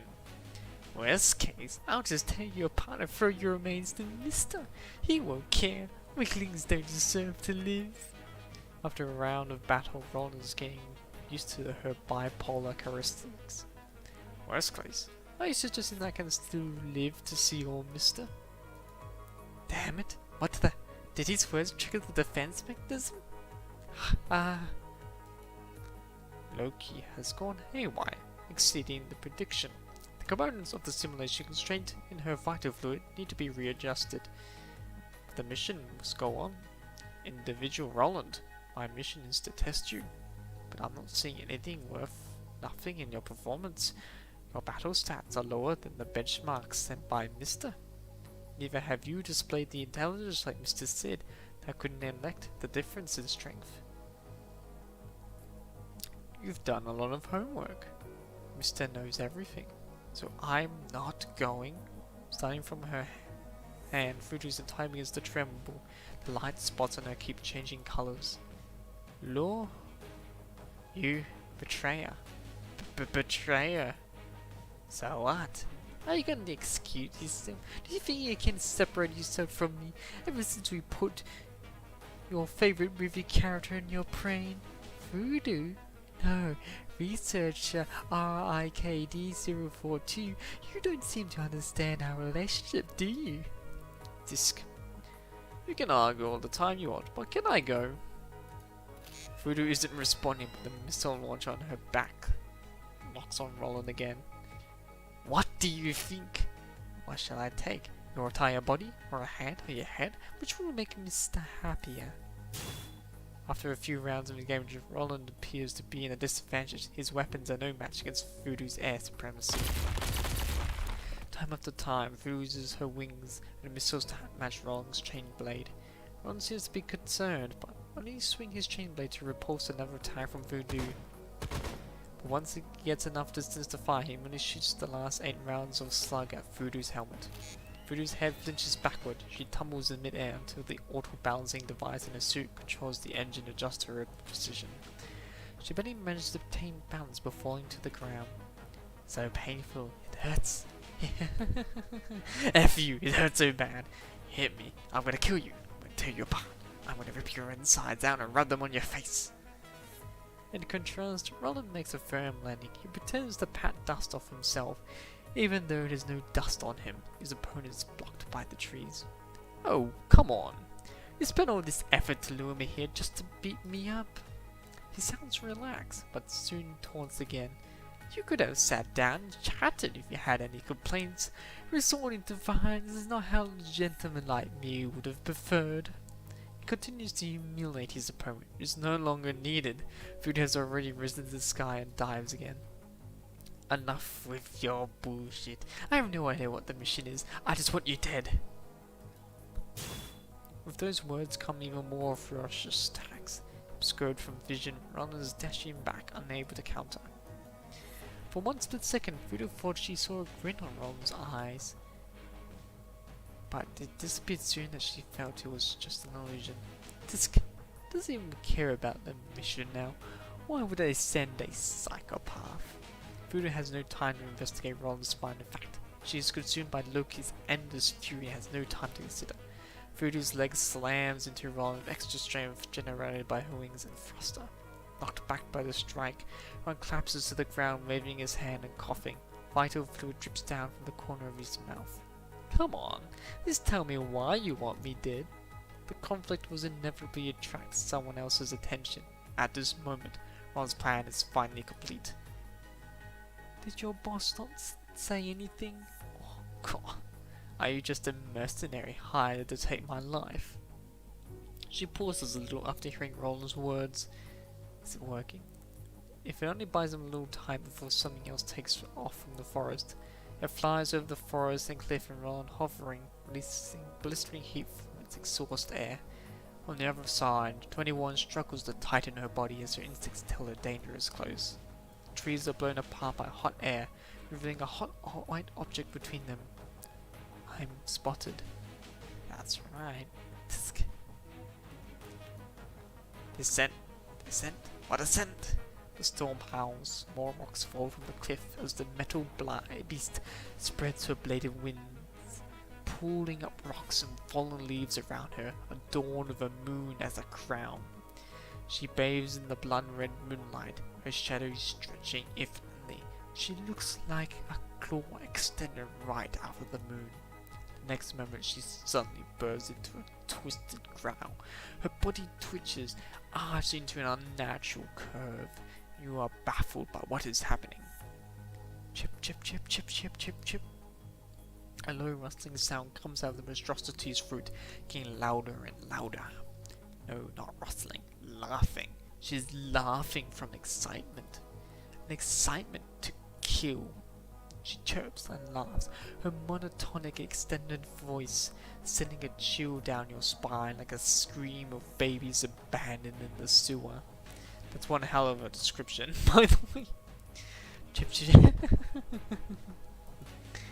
Her voice suddenly turns into a continuous high-pitched shriek, filled with equal parts terror and delight.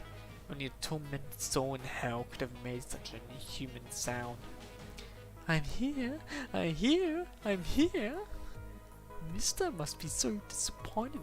He picked such a useless scrub. But if Voodoo brings him new toys alive, he'll be happy. Mister will be so happy. What's that thing mumbling about? New toys? Fall back. We are the targets.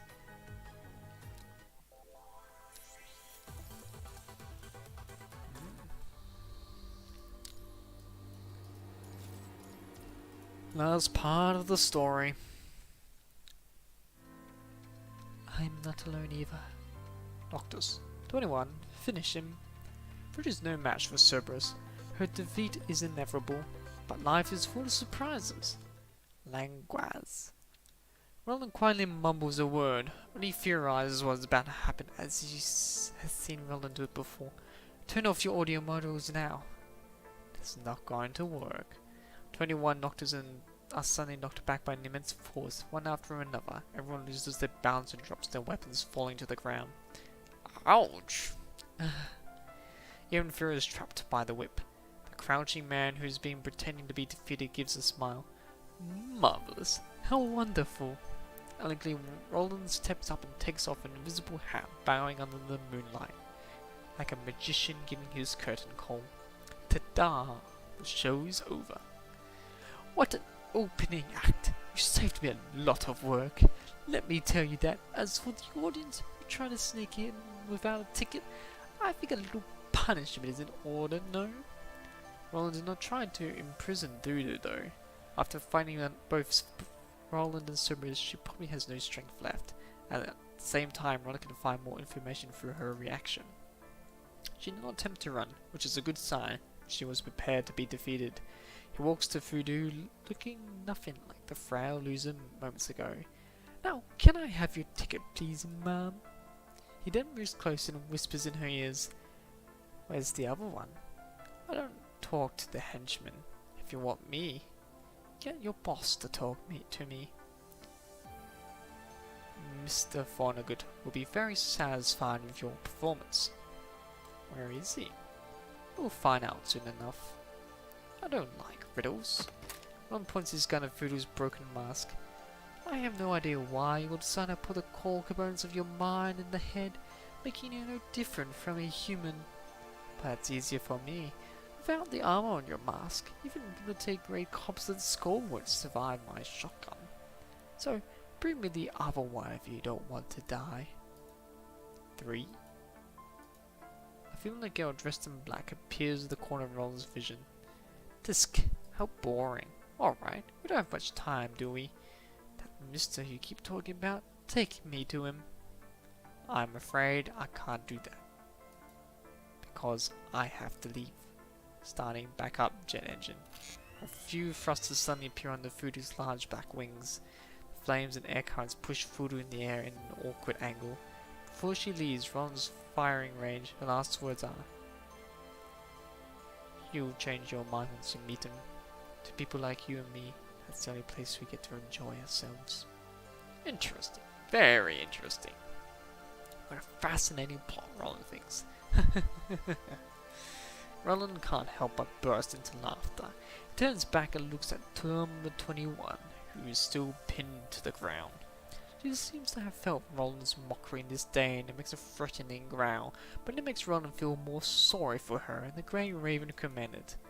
Interesting. Commend. I wonder what your face would look like when you find out the truth.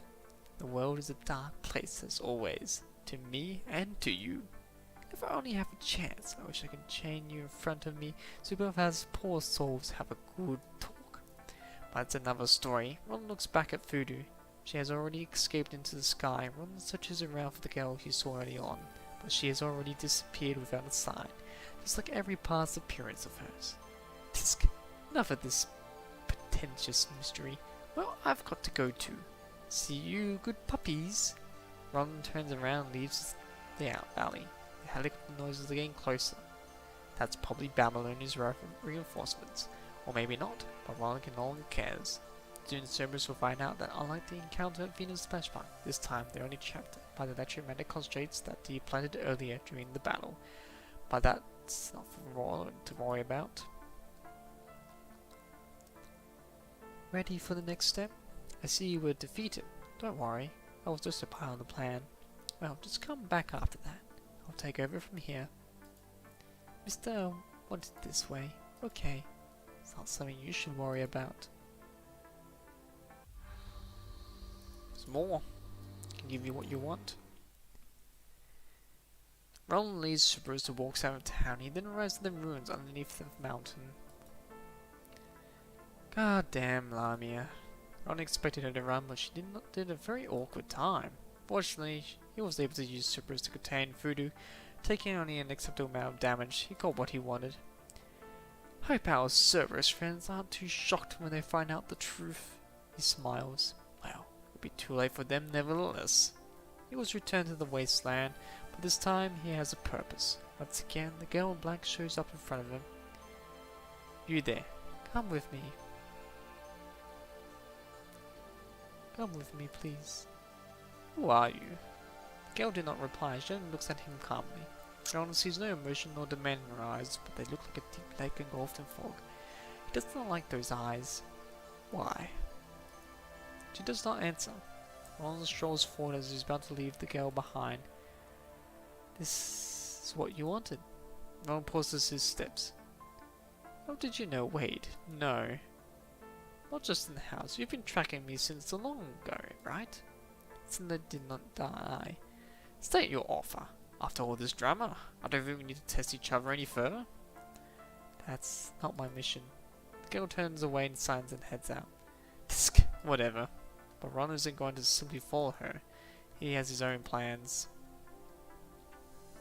Ron follows Cinder over a long way in silence, until the nearby scenery is completely changed. He walks over many deserted towns, buildings, and bastions destroyed by corrupted inhuman weapons. But no matter how he tries to talk to Cinderlake, she never answers. Ron even brings corrupted from afar to attack or set up traps along the way. Don't do unnecessary things, the girl says calmly. The words contain no request or restriction, but Ron feels they are more dangerous than straightforward threatening, like the consequences are dire. Her real strength is still a mischief of, but she has displayed she still has a lot of cards to play. In that case, he can only continue to follow her. With this in mind, Ron keeps walking after her. Please. Roland has lost track of time. He's already used to the strange pattern of changing scenes along the way. Cinder stops at a high-rise building ruin, and she orders a few crops to push away a heavy piece of building wreckage. This has to be it, Roland thinks. After countless detours along the way to make Roland unable to find out the exact location. Now he's finally here, it's all over. Maybe snipers have taken aim on him for 100 meters, 100 times, but this is the end. At least they want him to come here, Roland thinks. So he follows the leg into the large ruins. The road inside is wide, but almost all items absorbed by the ruins. You can only see Cinderlake walking past, dappled light spots. She's the only one. Someone is watching him, actually. There's more than one, no less than 2 digits. It's getting busy here, but then they are only watching. Roland would have prepared himself if they were aiming or preparing to attack, but he doesn't know how to respond to this neutral observation. He says it's a familiar sight, must be that voodoo female. She would have attacked him without hesitation, but Roland doesn't feel it. If she's under some control, is that one order not to attack? Whoever's behind all this, he makes a pretty good dog trainer. Roland purposely makes a taunting statement. Is this simple taunt going to work? Roland wonders. There is no response. The watcher is still relying on him. Cinder continues to walk without a word. Disc. Roland sees a lit up area in front. The inside of the ruin is mostly dark. Only the area is lit up by the sunlight from above. Almost like a spotlight on a stage. Black figures standing in the spot. Mr. Vonnegut, the guest has arrived. Good. Turns back facing Cinderlake and Roland. Glad to meet you, Roland, a knight who lost his master. I am Vonnegut. Now, have you made your way here? I give you my straightforward promise. Come work for me, and I'll make your wish come true. If that's the case, I trust you can understand I have no interest in these social concepts.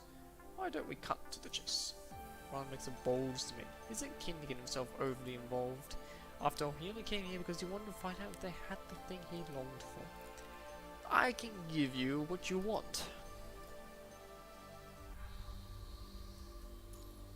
Smoker movie. Roland goes to his unknown destiny. I can give you what you want.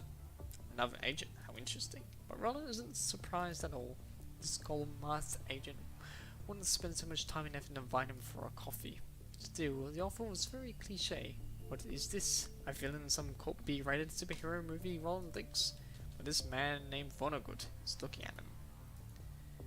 You don't look too satisfied. You either think I'm a fool, or you prefer to seize the things you want with your own hands. Is there a difference? No, I should say. They are all equally interesting. I'll go with the former. if you can give me a reason in your next 5 sentences. Miss Luna. Is that enough? Eureka, Roland thinks. The question now is how to get the information from him. Right now, you're probably thinking about how to get that information from me. Isn't that standard procedure? You know it yourself. Are we gonna let me do that? It depends whether you accept my offer or not. The man named Vonnegut gives Roland a meaningful look. He does not seem to be in a rush for answers, but Roland cannot rule out the possibility he won't be able to leave alive without a concrete answer. Roland is pretty sure that if they want to keep him here, they're most likely able to. That intellectual power alone shocks him. Roland has never thought the power of a sin that could be used in that way. Think about it. I know what you are pursuing, even though I may not agree with you, but I will help you find it. Find is probably not a good word, but one day you will get to see it, as long as you provide reasonable assistance to what I want to do. Of course, I promise I'll put your talent in good use. Really. My former colleague might have had a different opinion. Too bad he couldn't express this himself, so I'll do this on his behalf. What do you think, Mr. Vonnegut? He's gone silent. This is good, as long as... What do you think of this former colleague of yours? Damn it, he throws the question back. Gabriel Roland had no comment from him ever since the fellow phase incident. He only brought him up to make the guy in front embarrassed. If that's the case, he's a useless piece of junk. I know he died a well-deserved death, I would say. That was as far as he could ever reach. Oh? If you know what I want, you shouldn't be surprised at what I said. So, in that case, you should already have an answer. What if I say no? Are you turning Mr. Vonnegut down? Before Roland realized Cindy is already standing behind him. She's playing with a jitterbomb. Her fingers are gently rubbing its belly, making its antenna tremble. What? Are you just scared to say no to him? Not really. But those who did all end up proving that Mister was right when they lay 6 feet underground. They only choose the future they deserved, and I had no right to stop them from doing that. The same applies to you, Roland. Roland did not reply. He just stares at Vonnegut, waiting for him to continue, just like what he was been doing all this time. Roland has no need to disclose his real purpose or to worry about Vonnegut's true intention. If this agent throws him an offer, all he has to do is repeat what he did before. What exactly do you want? Roland is waiting for Vonnegut to tell him what he wants from him. To make it simple, I like to watch you pursue your own future. I will therefore make your wishes come true, provided you give me something of equal value in return. You only need to choose between my future and your future. A very good deal, don't you think? Right, a very good deal. Too good to be true. Even now, this man has not revealed what Roland wants to know the most. People have their desires, so do ascendants. Just like Luna, this guy has extremely strong desires. Roland knows it very well. He begins to fear the desire that Vonnegut is yet to reveal. Perhaps this is exactly what Vonnegut wants him to feel. And is that so? Keeping your card make me fear. Very good. But what do you want from me? I don't think you are a philanthropist. I mean, you're keeping such a formidable sidekick. Roland tilts his head and Cinderlake, who is staying behind him. Mister is not a philanthropist. We had a very fair deal. So, what did he ask from you? I need knowledge. Mister will take away the byproducts from my experiments. A very reasonable deal. Exactly. That's enough business talk. I'm not in the mood to appreciate your teacher-student relationship. I'm sorry. Anyway, it's time to make up your mind. I sent Cinderlake to pick you up because of what you said to Voodoo. I trust you have seen enough now. Make your choice and accept all the things you deserve. What shall I do? Roland isn't inferior or lost. He's not going to go with the flow, nor is he struggling. This man in front of him is definitely offering him an opportunity, but he does not know whether this gift box will bring him light or a maggot when opened. All he knows is the gift of destiny awaits. What is it? What's behind this gift? Does it matter or not? Lighten me, Romano. It's been quite some time since you last showed up. Why are you not showing up? Do you think I am capable of making decisions now? Or have you given up on me? Roland feels invisible nerves are getting intense. His eyes getting dry. The construct body no longer has a function, but he feels like he's sweating at the back of his neck. But use your brain and think. What on earth are you? An actor, a knight, a stray dog, an ascendant, Luna's loyal servant. Stop lying to yourself. You're just who you are. You aren't anyone else. You aren't an item, you're just yourself. And you're the only one in this world. Go onward. One day you'll be able to answer me. Who are you? Your ideals, your recognition, your violence, your cunning. Maybe you need someone to rely on, some leaf to follow, or a mission to give you a reason to live on. But you are unique. There's no one else like you in this world. Go, my puppy. Use them. Go what you want, and tear them apart. I see.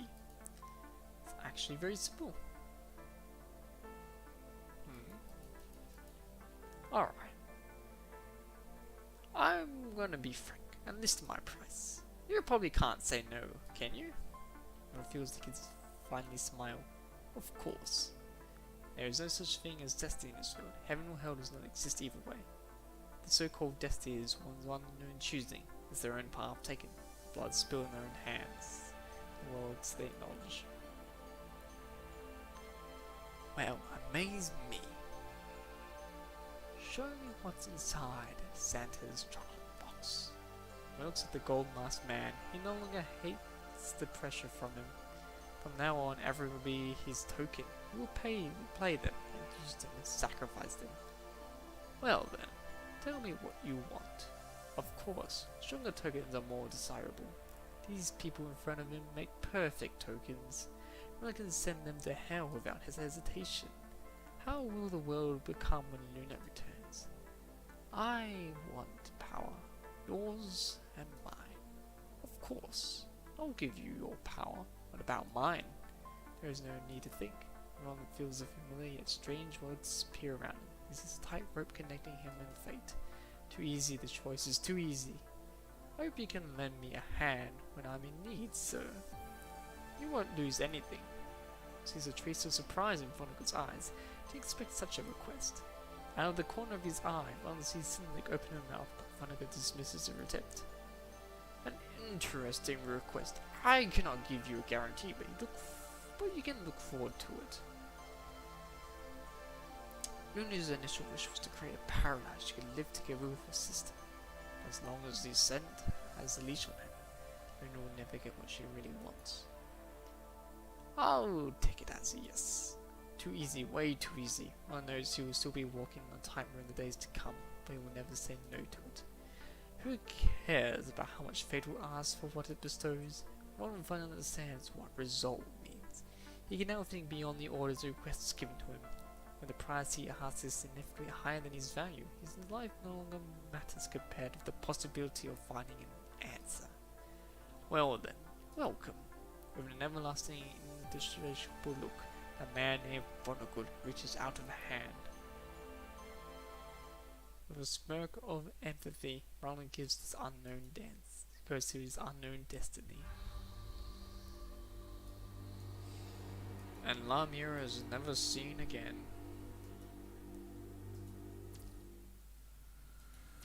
Most interesting.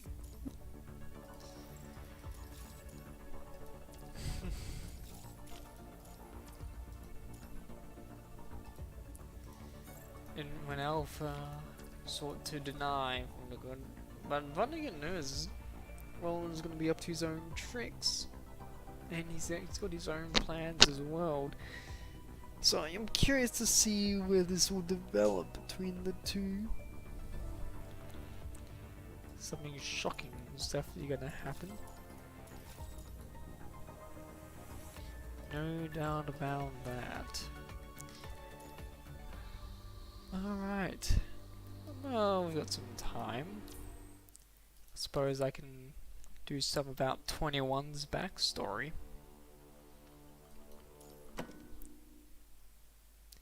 At 6 o'clock, number 21 opens her eyes to see herself lying on a pure white bed, approximately 6 feet long. She hears the lyrics, "Put your head on my shoulder, whisper in my ear, baby," playing through the speaker. Only plays this one line, no more, no less.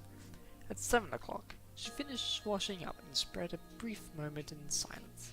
At this time, she normally just sits on the only chair in the room, waiting for a designated medical bot to administer a routine physical and injections. She looks at the white medical bot in silence. The medical bot will flash one of 3 colors depending on the examination results. Green means safe, orange means standby, red means danger. These colors were the only colors she could see in the pure white confines of the room, thereby making the medical bot seem all more peculiar. Ding! Today the color is green. She is free to leave. The whole screen displays her schedule for the day, but does it really matter? Each day is merely a repetition of the previous day, the same schedule she has seen countless times. At 8 o'clock, staff at the research institutes begin their work. The planetarium is at the end of the corridor, so few people pass by the glass wall. She watches the staff clad in white lab robes, waiting one assigned to her room. At 8:30, she hears the locking mechanism activate and the massive white door slide open. A staff member in white lab coat walks in. "Good morning, 21. The staff member approaches the medical bot and inspects 21's vitals of the day. "Looks like the vitals are normal today. I have some news for you. Your modification surgery has been moved up to today. Your Tatalum 193 affinity will be re-evaluated at 9 o'clock, and the surgery will begin at 10 o'clock. Moved up? Why?" Her response catches the staff member off guard. 21 normally just obeys quietly. Subject number 21. At some forget it. It has nothing to do with you. She stops herself mid-sentence, realizing she should not say too much. Instead, the staff member just replies vaguely. "Put this on. You need to complete your daily training first." Understood. The staff member hands her a collar. Whenever 21 leaves the room, she must always wear the restraint collar on her neck, even during combat training. When the collar turns bright red, she experiences severe pain and numbness radiating from it. 21 was worn this ever since she was a child. There were a few times she put up a fight, but has long since became the everyday part of her life. After putting on the collar, the staff member escorts her out of the room.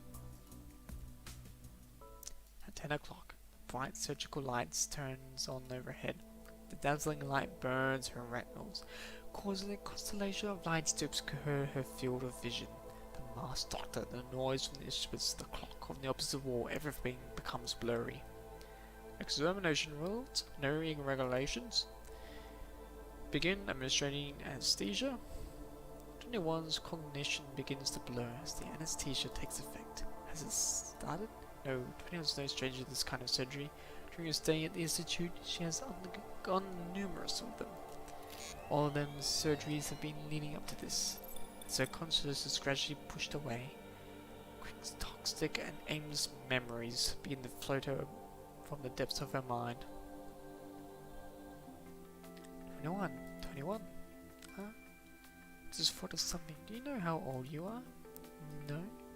I know how old I am. Last time they gave me the whatever affinity test, so I could peek at the report the doctor was holding. According to Dada, I should be 14 years old. Okay. But you've been here at the institute longer than me. Maybe you're older? Yeah. Well, I assume she'd be like 20 years old at this point. The fact she's 22 years old, she's... what? I didn't know, she's 5 years older than Fear. Oh, that's interesting. You're about as tall as me, but you're a lot skinnier. I don't know. I haven't been modern yet. This question, however, she knows the answer to. The medical bot. Oh right, you have a medical bot like the others. It's because of your poor health. I haven't passed. That's okay. I saw your recent training results. You killed it. I want to be strong like you. Once we're modded, we can get the heck out of here. Leave? Here? Yep. Number 13 left last week, after he completed his modification surgery. Heard some ground say he's ready to go on missions. Oh. What's wrong? You don't want to stay here, do you? don't know. Is there any difference between doing experiments out there and here? Obviously, duh. I saw the outside world before. I was brought in. It's completely different from here. It's hard to describe, though it's been so long. I can't really remember. I'm sure it'll blow your mind when you see it. 20 sits cross-legged in front of 21. Unlike the other test subjects, she came from outside. The researchers do not like 20 speaking with the other test subjects, but she always finds a way to sneak off of 21. Based on our numbers, looks like I will be more than before you. When I get out, I'll be waiting for you. Why do you want to wait for me? Because we're friends, silly. Friends? Nah, the other kids are just as scatterbrained as you. But you're the only one that doesn't get mad at me. And besides, don't we talk a lot? I think that makes us friends. I don't understand. Let's make a pact. You're my first friend, and I'm your first friend. How's that sound? She ignores 21's confusion and continues to speak her mind, but 21 is used to it. Based on her analysis, 20 is safe and unfriendly, not to mention, no one ever talks to 21 beside her. She nods in agreement. Okay. Awesome! 20 jumps on her in excitement and rubs her hair, but after that, 20 curls up her arms and whimpers. Dang it. They found I'm missing. Is your collar getting hot? Ouch, I need to get going. Gail staggers to her feet and puts her hand over the restraint collar on the neck and spits her tongue out at 21, though the pain causes the wince slightly. Following that, she runs away and disappears out of sight. Once we're monitored, we can leave. The thought of this does not get 21's hopes up. Born as a test subject, her duty is to undergo experimentation, finding combat training and wait for the next experiment. Her features like the list on the holoscreen in the room, written out long ago. On the other hand, perhaps there are many colours for her to see in the outside world. That is all she wants to know. She holds on to the desire as she falls into a deep sleep.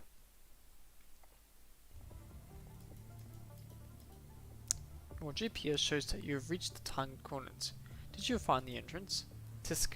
What's the rush? According to the topographic map, you should turn left at the intersection and 10 meters ahead. There's R. Careful. 2 guys around the corner on your right. R.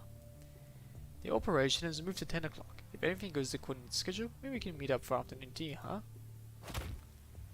Who goes there? Ah. The figure emerges from the shadow and releases the chokeholds on the 2 researchers. Their bodies fall to the ground. Approaching. Have you taken care of them already? What do you think? I should have waited until you're done with your babbling. Oh, okay. I'll leave you to your mission. Call me when necessary to keep in touch. Still, remember our objective. Recover the research material and core data. Any more of the crap? I'll hang my receiver next to one of the Daedalus Institute's loudspeakers so you can test out the surround sound in high fidelity. Just recover the target without making a scene. I'm sure you can do it, and just call me if you need anything. I'll be on standby and bye. With a click as the transmission ends, the dark corridor returns to silence. I didn't make any promises. Drip, drip, drip. 21's eyes open as eyes to a deafening alarm and flashing red lights. She wants to move her limbs, but she cannot. Thinking that she is paralyzed, she soon realizes that an intense and almost unbearable pain is overwhelming her other senses. The operating room is empty. Apparatus and surgical instruments are knocked over. An intravenous tube hangs from the scattered array of racks and supports. Blood and vital fluids drip from the damaged tube, forming a miserable pool on the floor. Doctor? Outside the operating room, she hears a cacophony of screams, erratic footsteps and gunshots, roars and blades colliding. General takes a moment and acclimates to the plane. The effects of the anesthesia still have not subsided, causing her to feel dizzy. After several attempts to raise her hand, she finally manages to pull off the respirator. Damn, they're always throwing out words I'm not used to saying. Covering her face. Taking off the respirator, obstructing her vision, she sees a hand, a robotic hand. Surprised by the unfamiliar sight, she tries to move her fingers. The dawn-like spherical joints move. This is her body. She strains herself to look down, grasping from beneath the unprecedented confusion and panic. Her bed has become a mechanical frame, but it's not complete. She can see her joints. Legs are embedded with iron plates, with gaps between them, revealing the internal structure of thin wires and luminous chips. 21 gradually relaxes her breathing before realizing that she no longer needs to breathe. Warning. Minor fluid leak. Please repair the interface to promptly and complete the surgical procedure. The blinding red light on the medical phone indicates danger. She feels her life leaving her body. She reaches out and touches the faint part of her leg, and the red light flashes on her fingertips, showing the vital fluid dripping between her fingers. She's unable to stem. I mustn't be discarded. Infirmary. Repair. Since the surgical was interrupted, her legs still remain inoperable. Following off this operation, she crawls out of the operating room with support on her elbows, as if driven by survival instinct. Warning. Surgery incomplete. Patient must not leave the operating table. Repeat. Surgery incomplete. Patient must not leave the operating table. Medical delivers an ear-splitting alert. Identify a protruding tube. The medical is giving 21 a continuous flow of vital fluid and electricity. However, 21 does not stop. One by one, the wires connected to her begin to sever. Her metal frame drags across the floor, making a sharp grating sound. Her shards of glass scratching at her frame. The medical body is pulled closely behind the tube connected to 21, constantly issuing warnings. 21 has endured pain countless times, but the type of pain pales to contrast what she's experiencing now. She trembles finally, her elbows slip from under her on a pool of blood, causing her frame to fall into a cold floor with heavy fight. She firmly grabs onto a protrusion on the wall and drags herself forward. Can't stop. Mustn't be discarded. As a test subject, that would have been the end of her life. She does not want it to end. Somebody to repair her, anyone. Screams fade into distance. The damage of her audio modem makes her unable to hear clearly. Her world succumbs to silence. All that remains is the tightly sealed door of a flashing red light nearby. She does not know what to do. She approaches the infirmary and asks for help. The artificial heart beats in her chest. The medical bot incessantly issues some alerts about insufficient vital fluid storage. Her heartbeat becomes languid and comes in thump thump thump. Following the deafening noise, 21 realizes the sounds are coming from her heart and says she sees the door in front of her has been blown up by an explosion. Gravel rubble fly in every direction. A beam of light shines from the bridgehead doorway, landing on number 21. Light? Is that light? This light is unlike anything she has ever seen. The orange light envelops her in a peculiar warmth. A woman amidst the light. Her long red hair dances in the wind with every move. Light almost appears to radiate from her body. Holding a blade, she looks down at 21. Number 21's blurry vision makes her unable to distinguish the red-haired woman's face. She is glowing, so warm. She reaches out for the warm light. Why am I hearing a alarm? What the hell did you do? Didn't I tell you to make a scene? Why should I listen to you? I'm just responsible for completing the mission. Quit lecturing me. She lowers her head and looks at 21's outstretched hand. Expression remains unflinching. Disc. Enough. She furrows her brows and terminates the transmission. She walks around 21 and proceeds down the corridor without ever casting so much as a sideways glance at her. Don't leave me. 21's weak plea goes unanswered. She slowly lowers her arm and able to support her cumbersome mechanoid frame. As the vision gradually fades to black.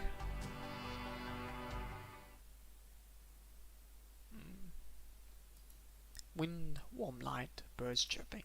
The outside world is just a few steps away, but she no longer has the strength to make it. After who knows how long, she hears the crisp sound of footsteps coming from behind. Is that all I could grab? No, not satisfied with my work, The sound approaches from afar, stepping beside her. No other construct in Chrono could have gone as much as I did. The Doubtless branch has completely wiped out. If you want any dough, go get it yourself. I'm too lazy to go digging through this dump. Wiped out? By a single crusher? How'd you... She terminates the mission and stopped the babbling noise. Right at the moment, the medical bot's last bar of energy to place. The tube connecting it with 21 convulses, no longer injecting with any fluid. In a blur of consciousness, 21 feels a pair of hands lifting her shoulders. She struggles to open her eyes. This time, 21 clearly sees her face. A face she's never seen before. She's never seen such a vibrant color. Her hair and eyes are fiery red. She picks up 21 like a doll. lays her out flat and stops her blood loss with a surgical precision. Are you? 21 opens her mouth to speak, her voice so wispy and delicate like gossamer. She remembers her story 20 told her about a mythical being that shines radiantly and brings salvation in times of danger. Are you an angel? Hearing 21's question, the red-haired woman sneers at such a preposterous question. She approaches her and forcibly closes the wound on her chest. Compared with the pain she had just endured, 21 only winces slightly. The sound of music can be only heard playing in the institute. Put your head on my shoulders to whisper in my ear, baby. This is a reminder to Old Testament masters that now 4 o'clock, time for them to assemble for the afternoon round of experience to collect data. Angel? You've got to be joking. She whispers into 21's ear. I'm the devil, here to take you back to hell. That's enough. Rest and welcome aboard the train to hell. When you wake up, you arrive at your destination. This lasting 21 years before losing consciousness. Oh dear.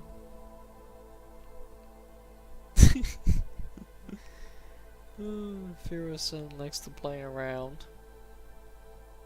Oh boy.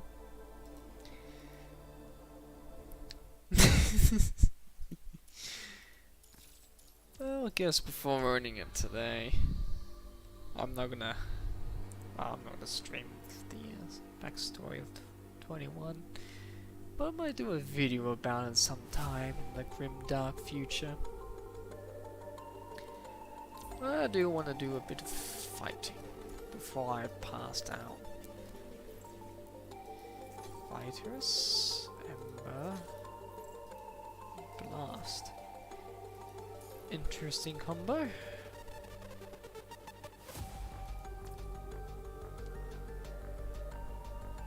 We'll see how this goes. I've been doing some modifications in my spare time. Let's go. This is too easy. That's what I was waiting for.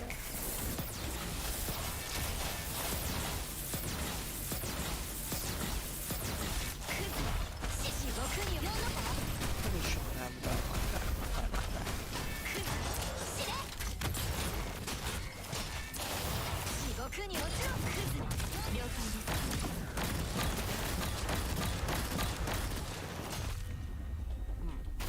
That was very easy.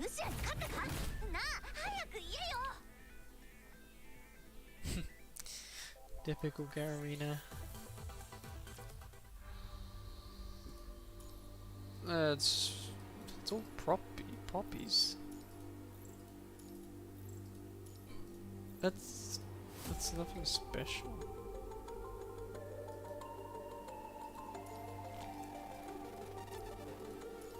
Just poppies with Bionica and the Cararinas? That's too easy. It's way too easy.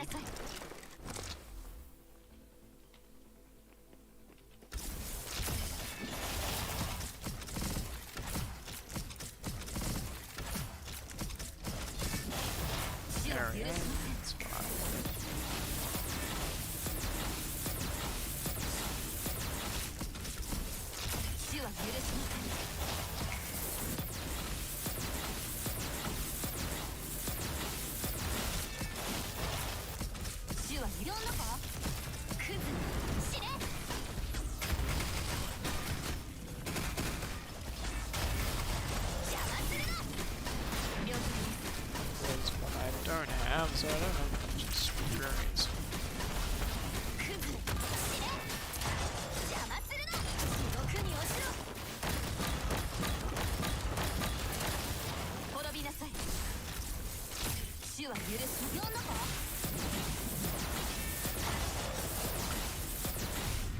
That was not challenging at all.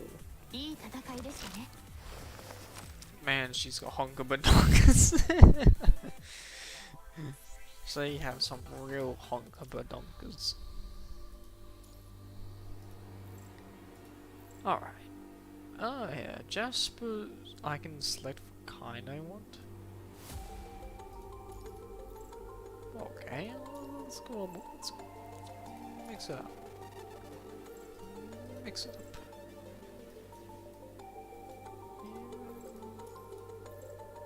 And a Machiavellia? Oh, this is interesting.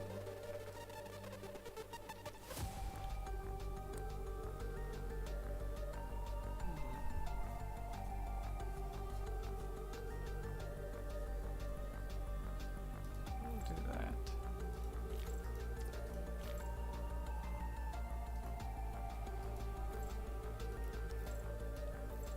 Well, I think I only would add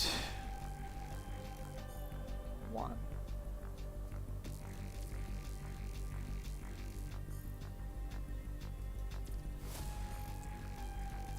Which is that?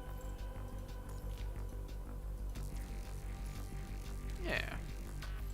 That should be alright. 6k constructs.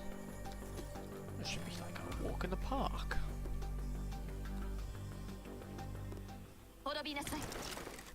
Here we go. I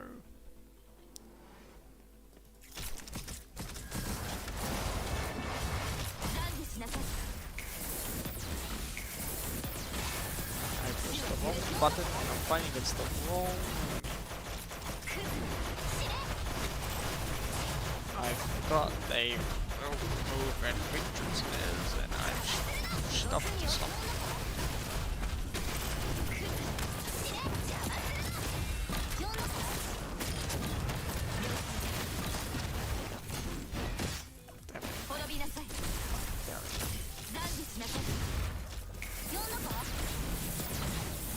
Get out of my face, you big doll. Okay, oh, wannabe. Oh, not.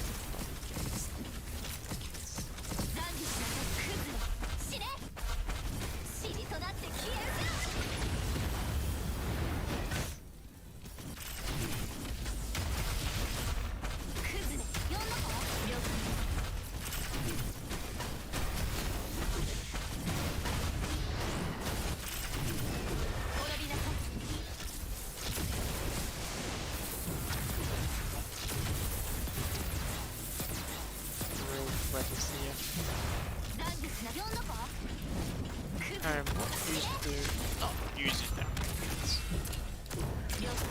Absolutely keep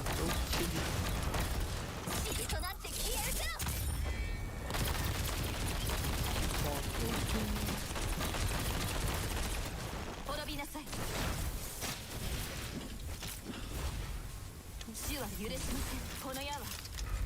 Oh, way.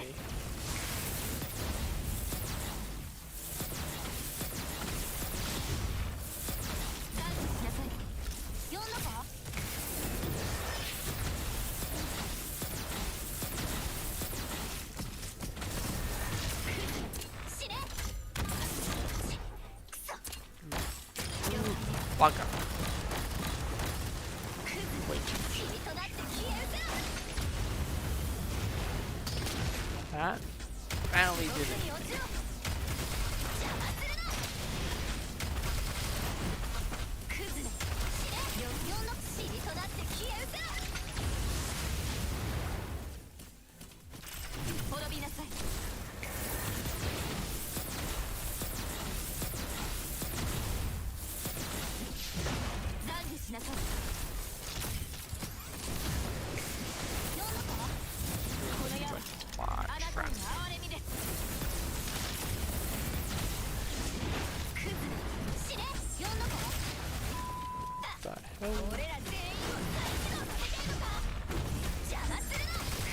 Fuck it.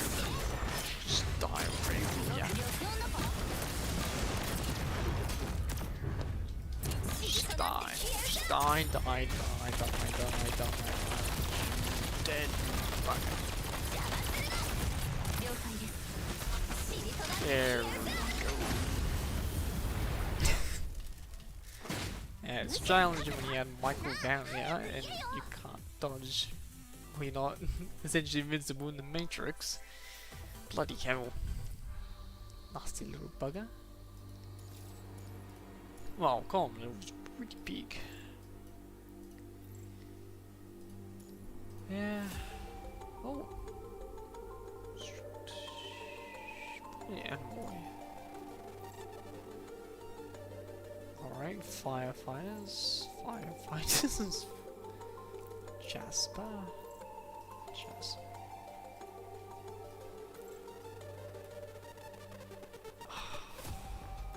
Fine. I need some more bonuses. Oh, let's go. I suppose I need a lot of just these three.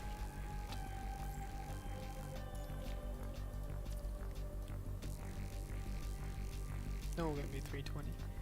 Oh yeah, I still haven't did the upgrades of that one. I want to see what was the right tide one. We'll make this one last one for tonight. Oh, it's Strike Walk. I feel like it was that special game, Strike Walk. Now I'll finish up with a room challenge. Gee, I don't know. Brianne was definitely oddly dressed compared to the Karinas. This combo should give me plenty of wounds and damages. That's and I drop down. They teleport.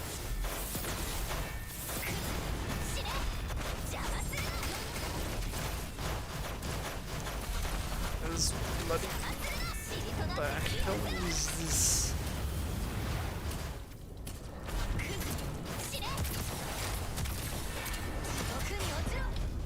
I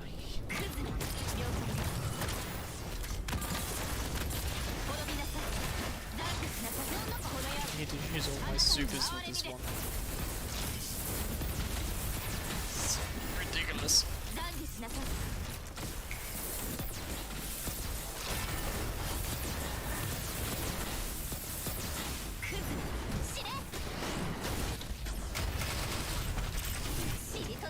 Doing it.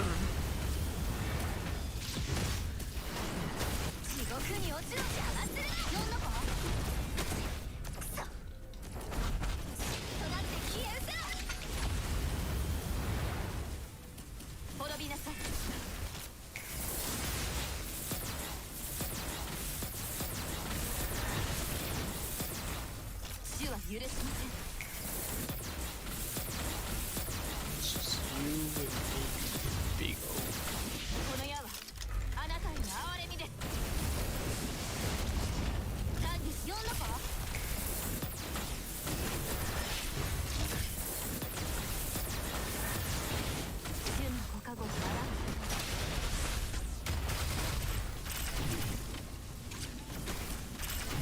Something that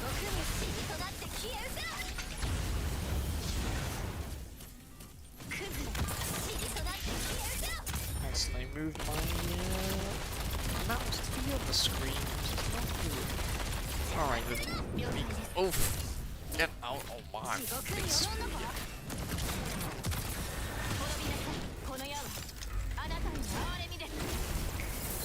Too late at night, fighting you. Should not remember.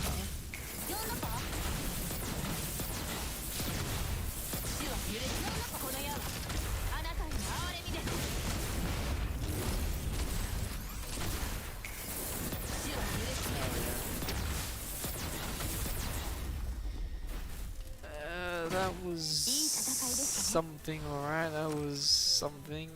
That was like a wild ride. Oh dear, that could have been a lot worse. Hey, I got more points. Yeah, once I do like the others, improve upon them, it's like these rewards. Like these two rewards. And there's still 2 more to go. There's so much to do, only 10 days left. Do you think I'll get them all? I don't know. Find out never. Anyway, this is gonna be my last stream for this event. I've done 3 streams of this event, a lot more than I actually intended to do. I only wanted to do 1. But I'm gonna definitely stream a lot more of the new events for Punishing Grey Ravens. I quite enjoyed this game, and I'm planning to stream other games in the future. I do want to stream such as Elden Ring, Minecraft, even probably like Hearts of Iron 4 as well. Anyway, that is me for tonight, and see you all folks next time.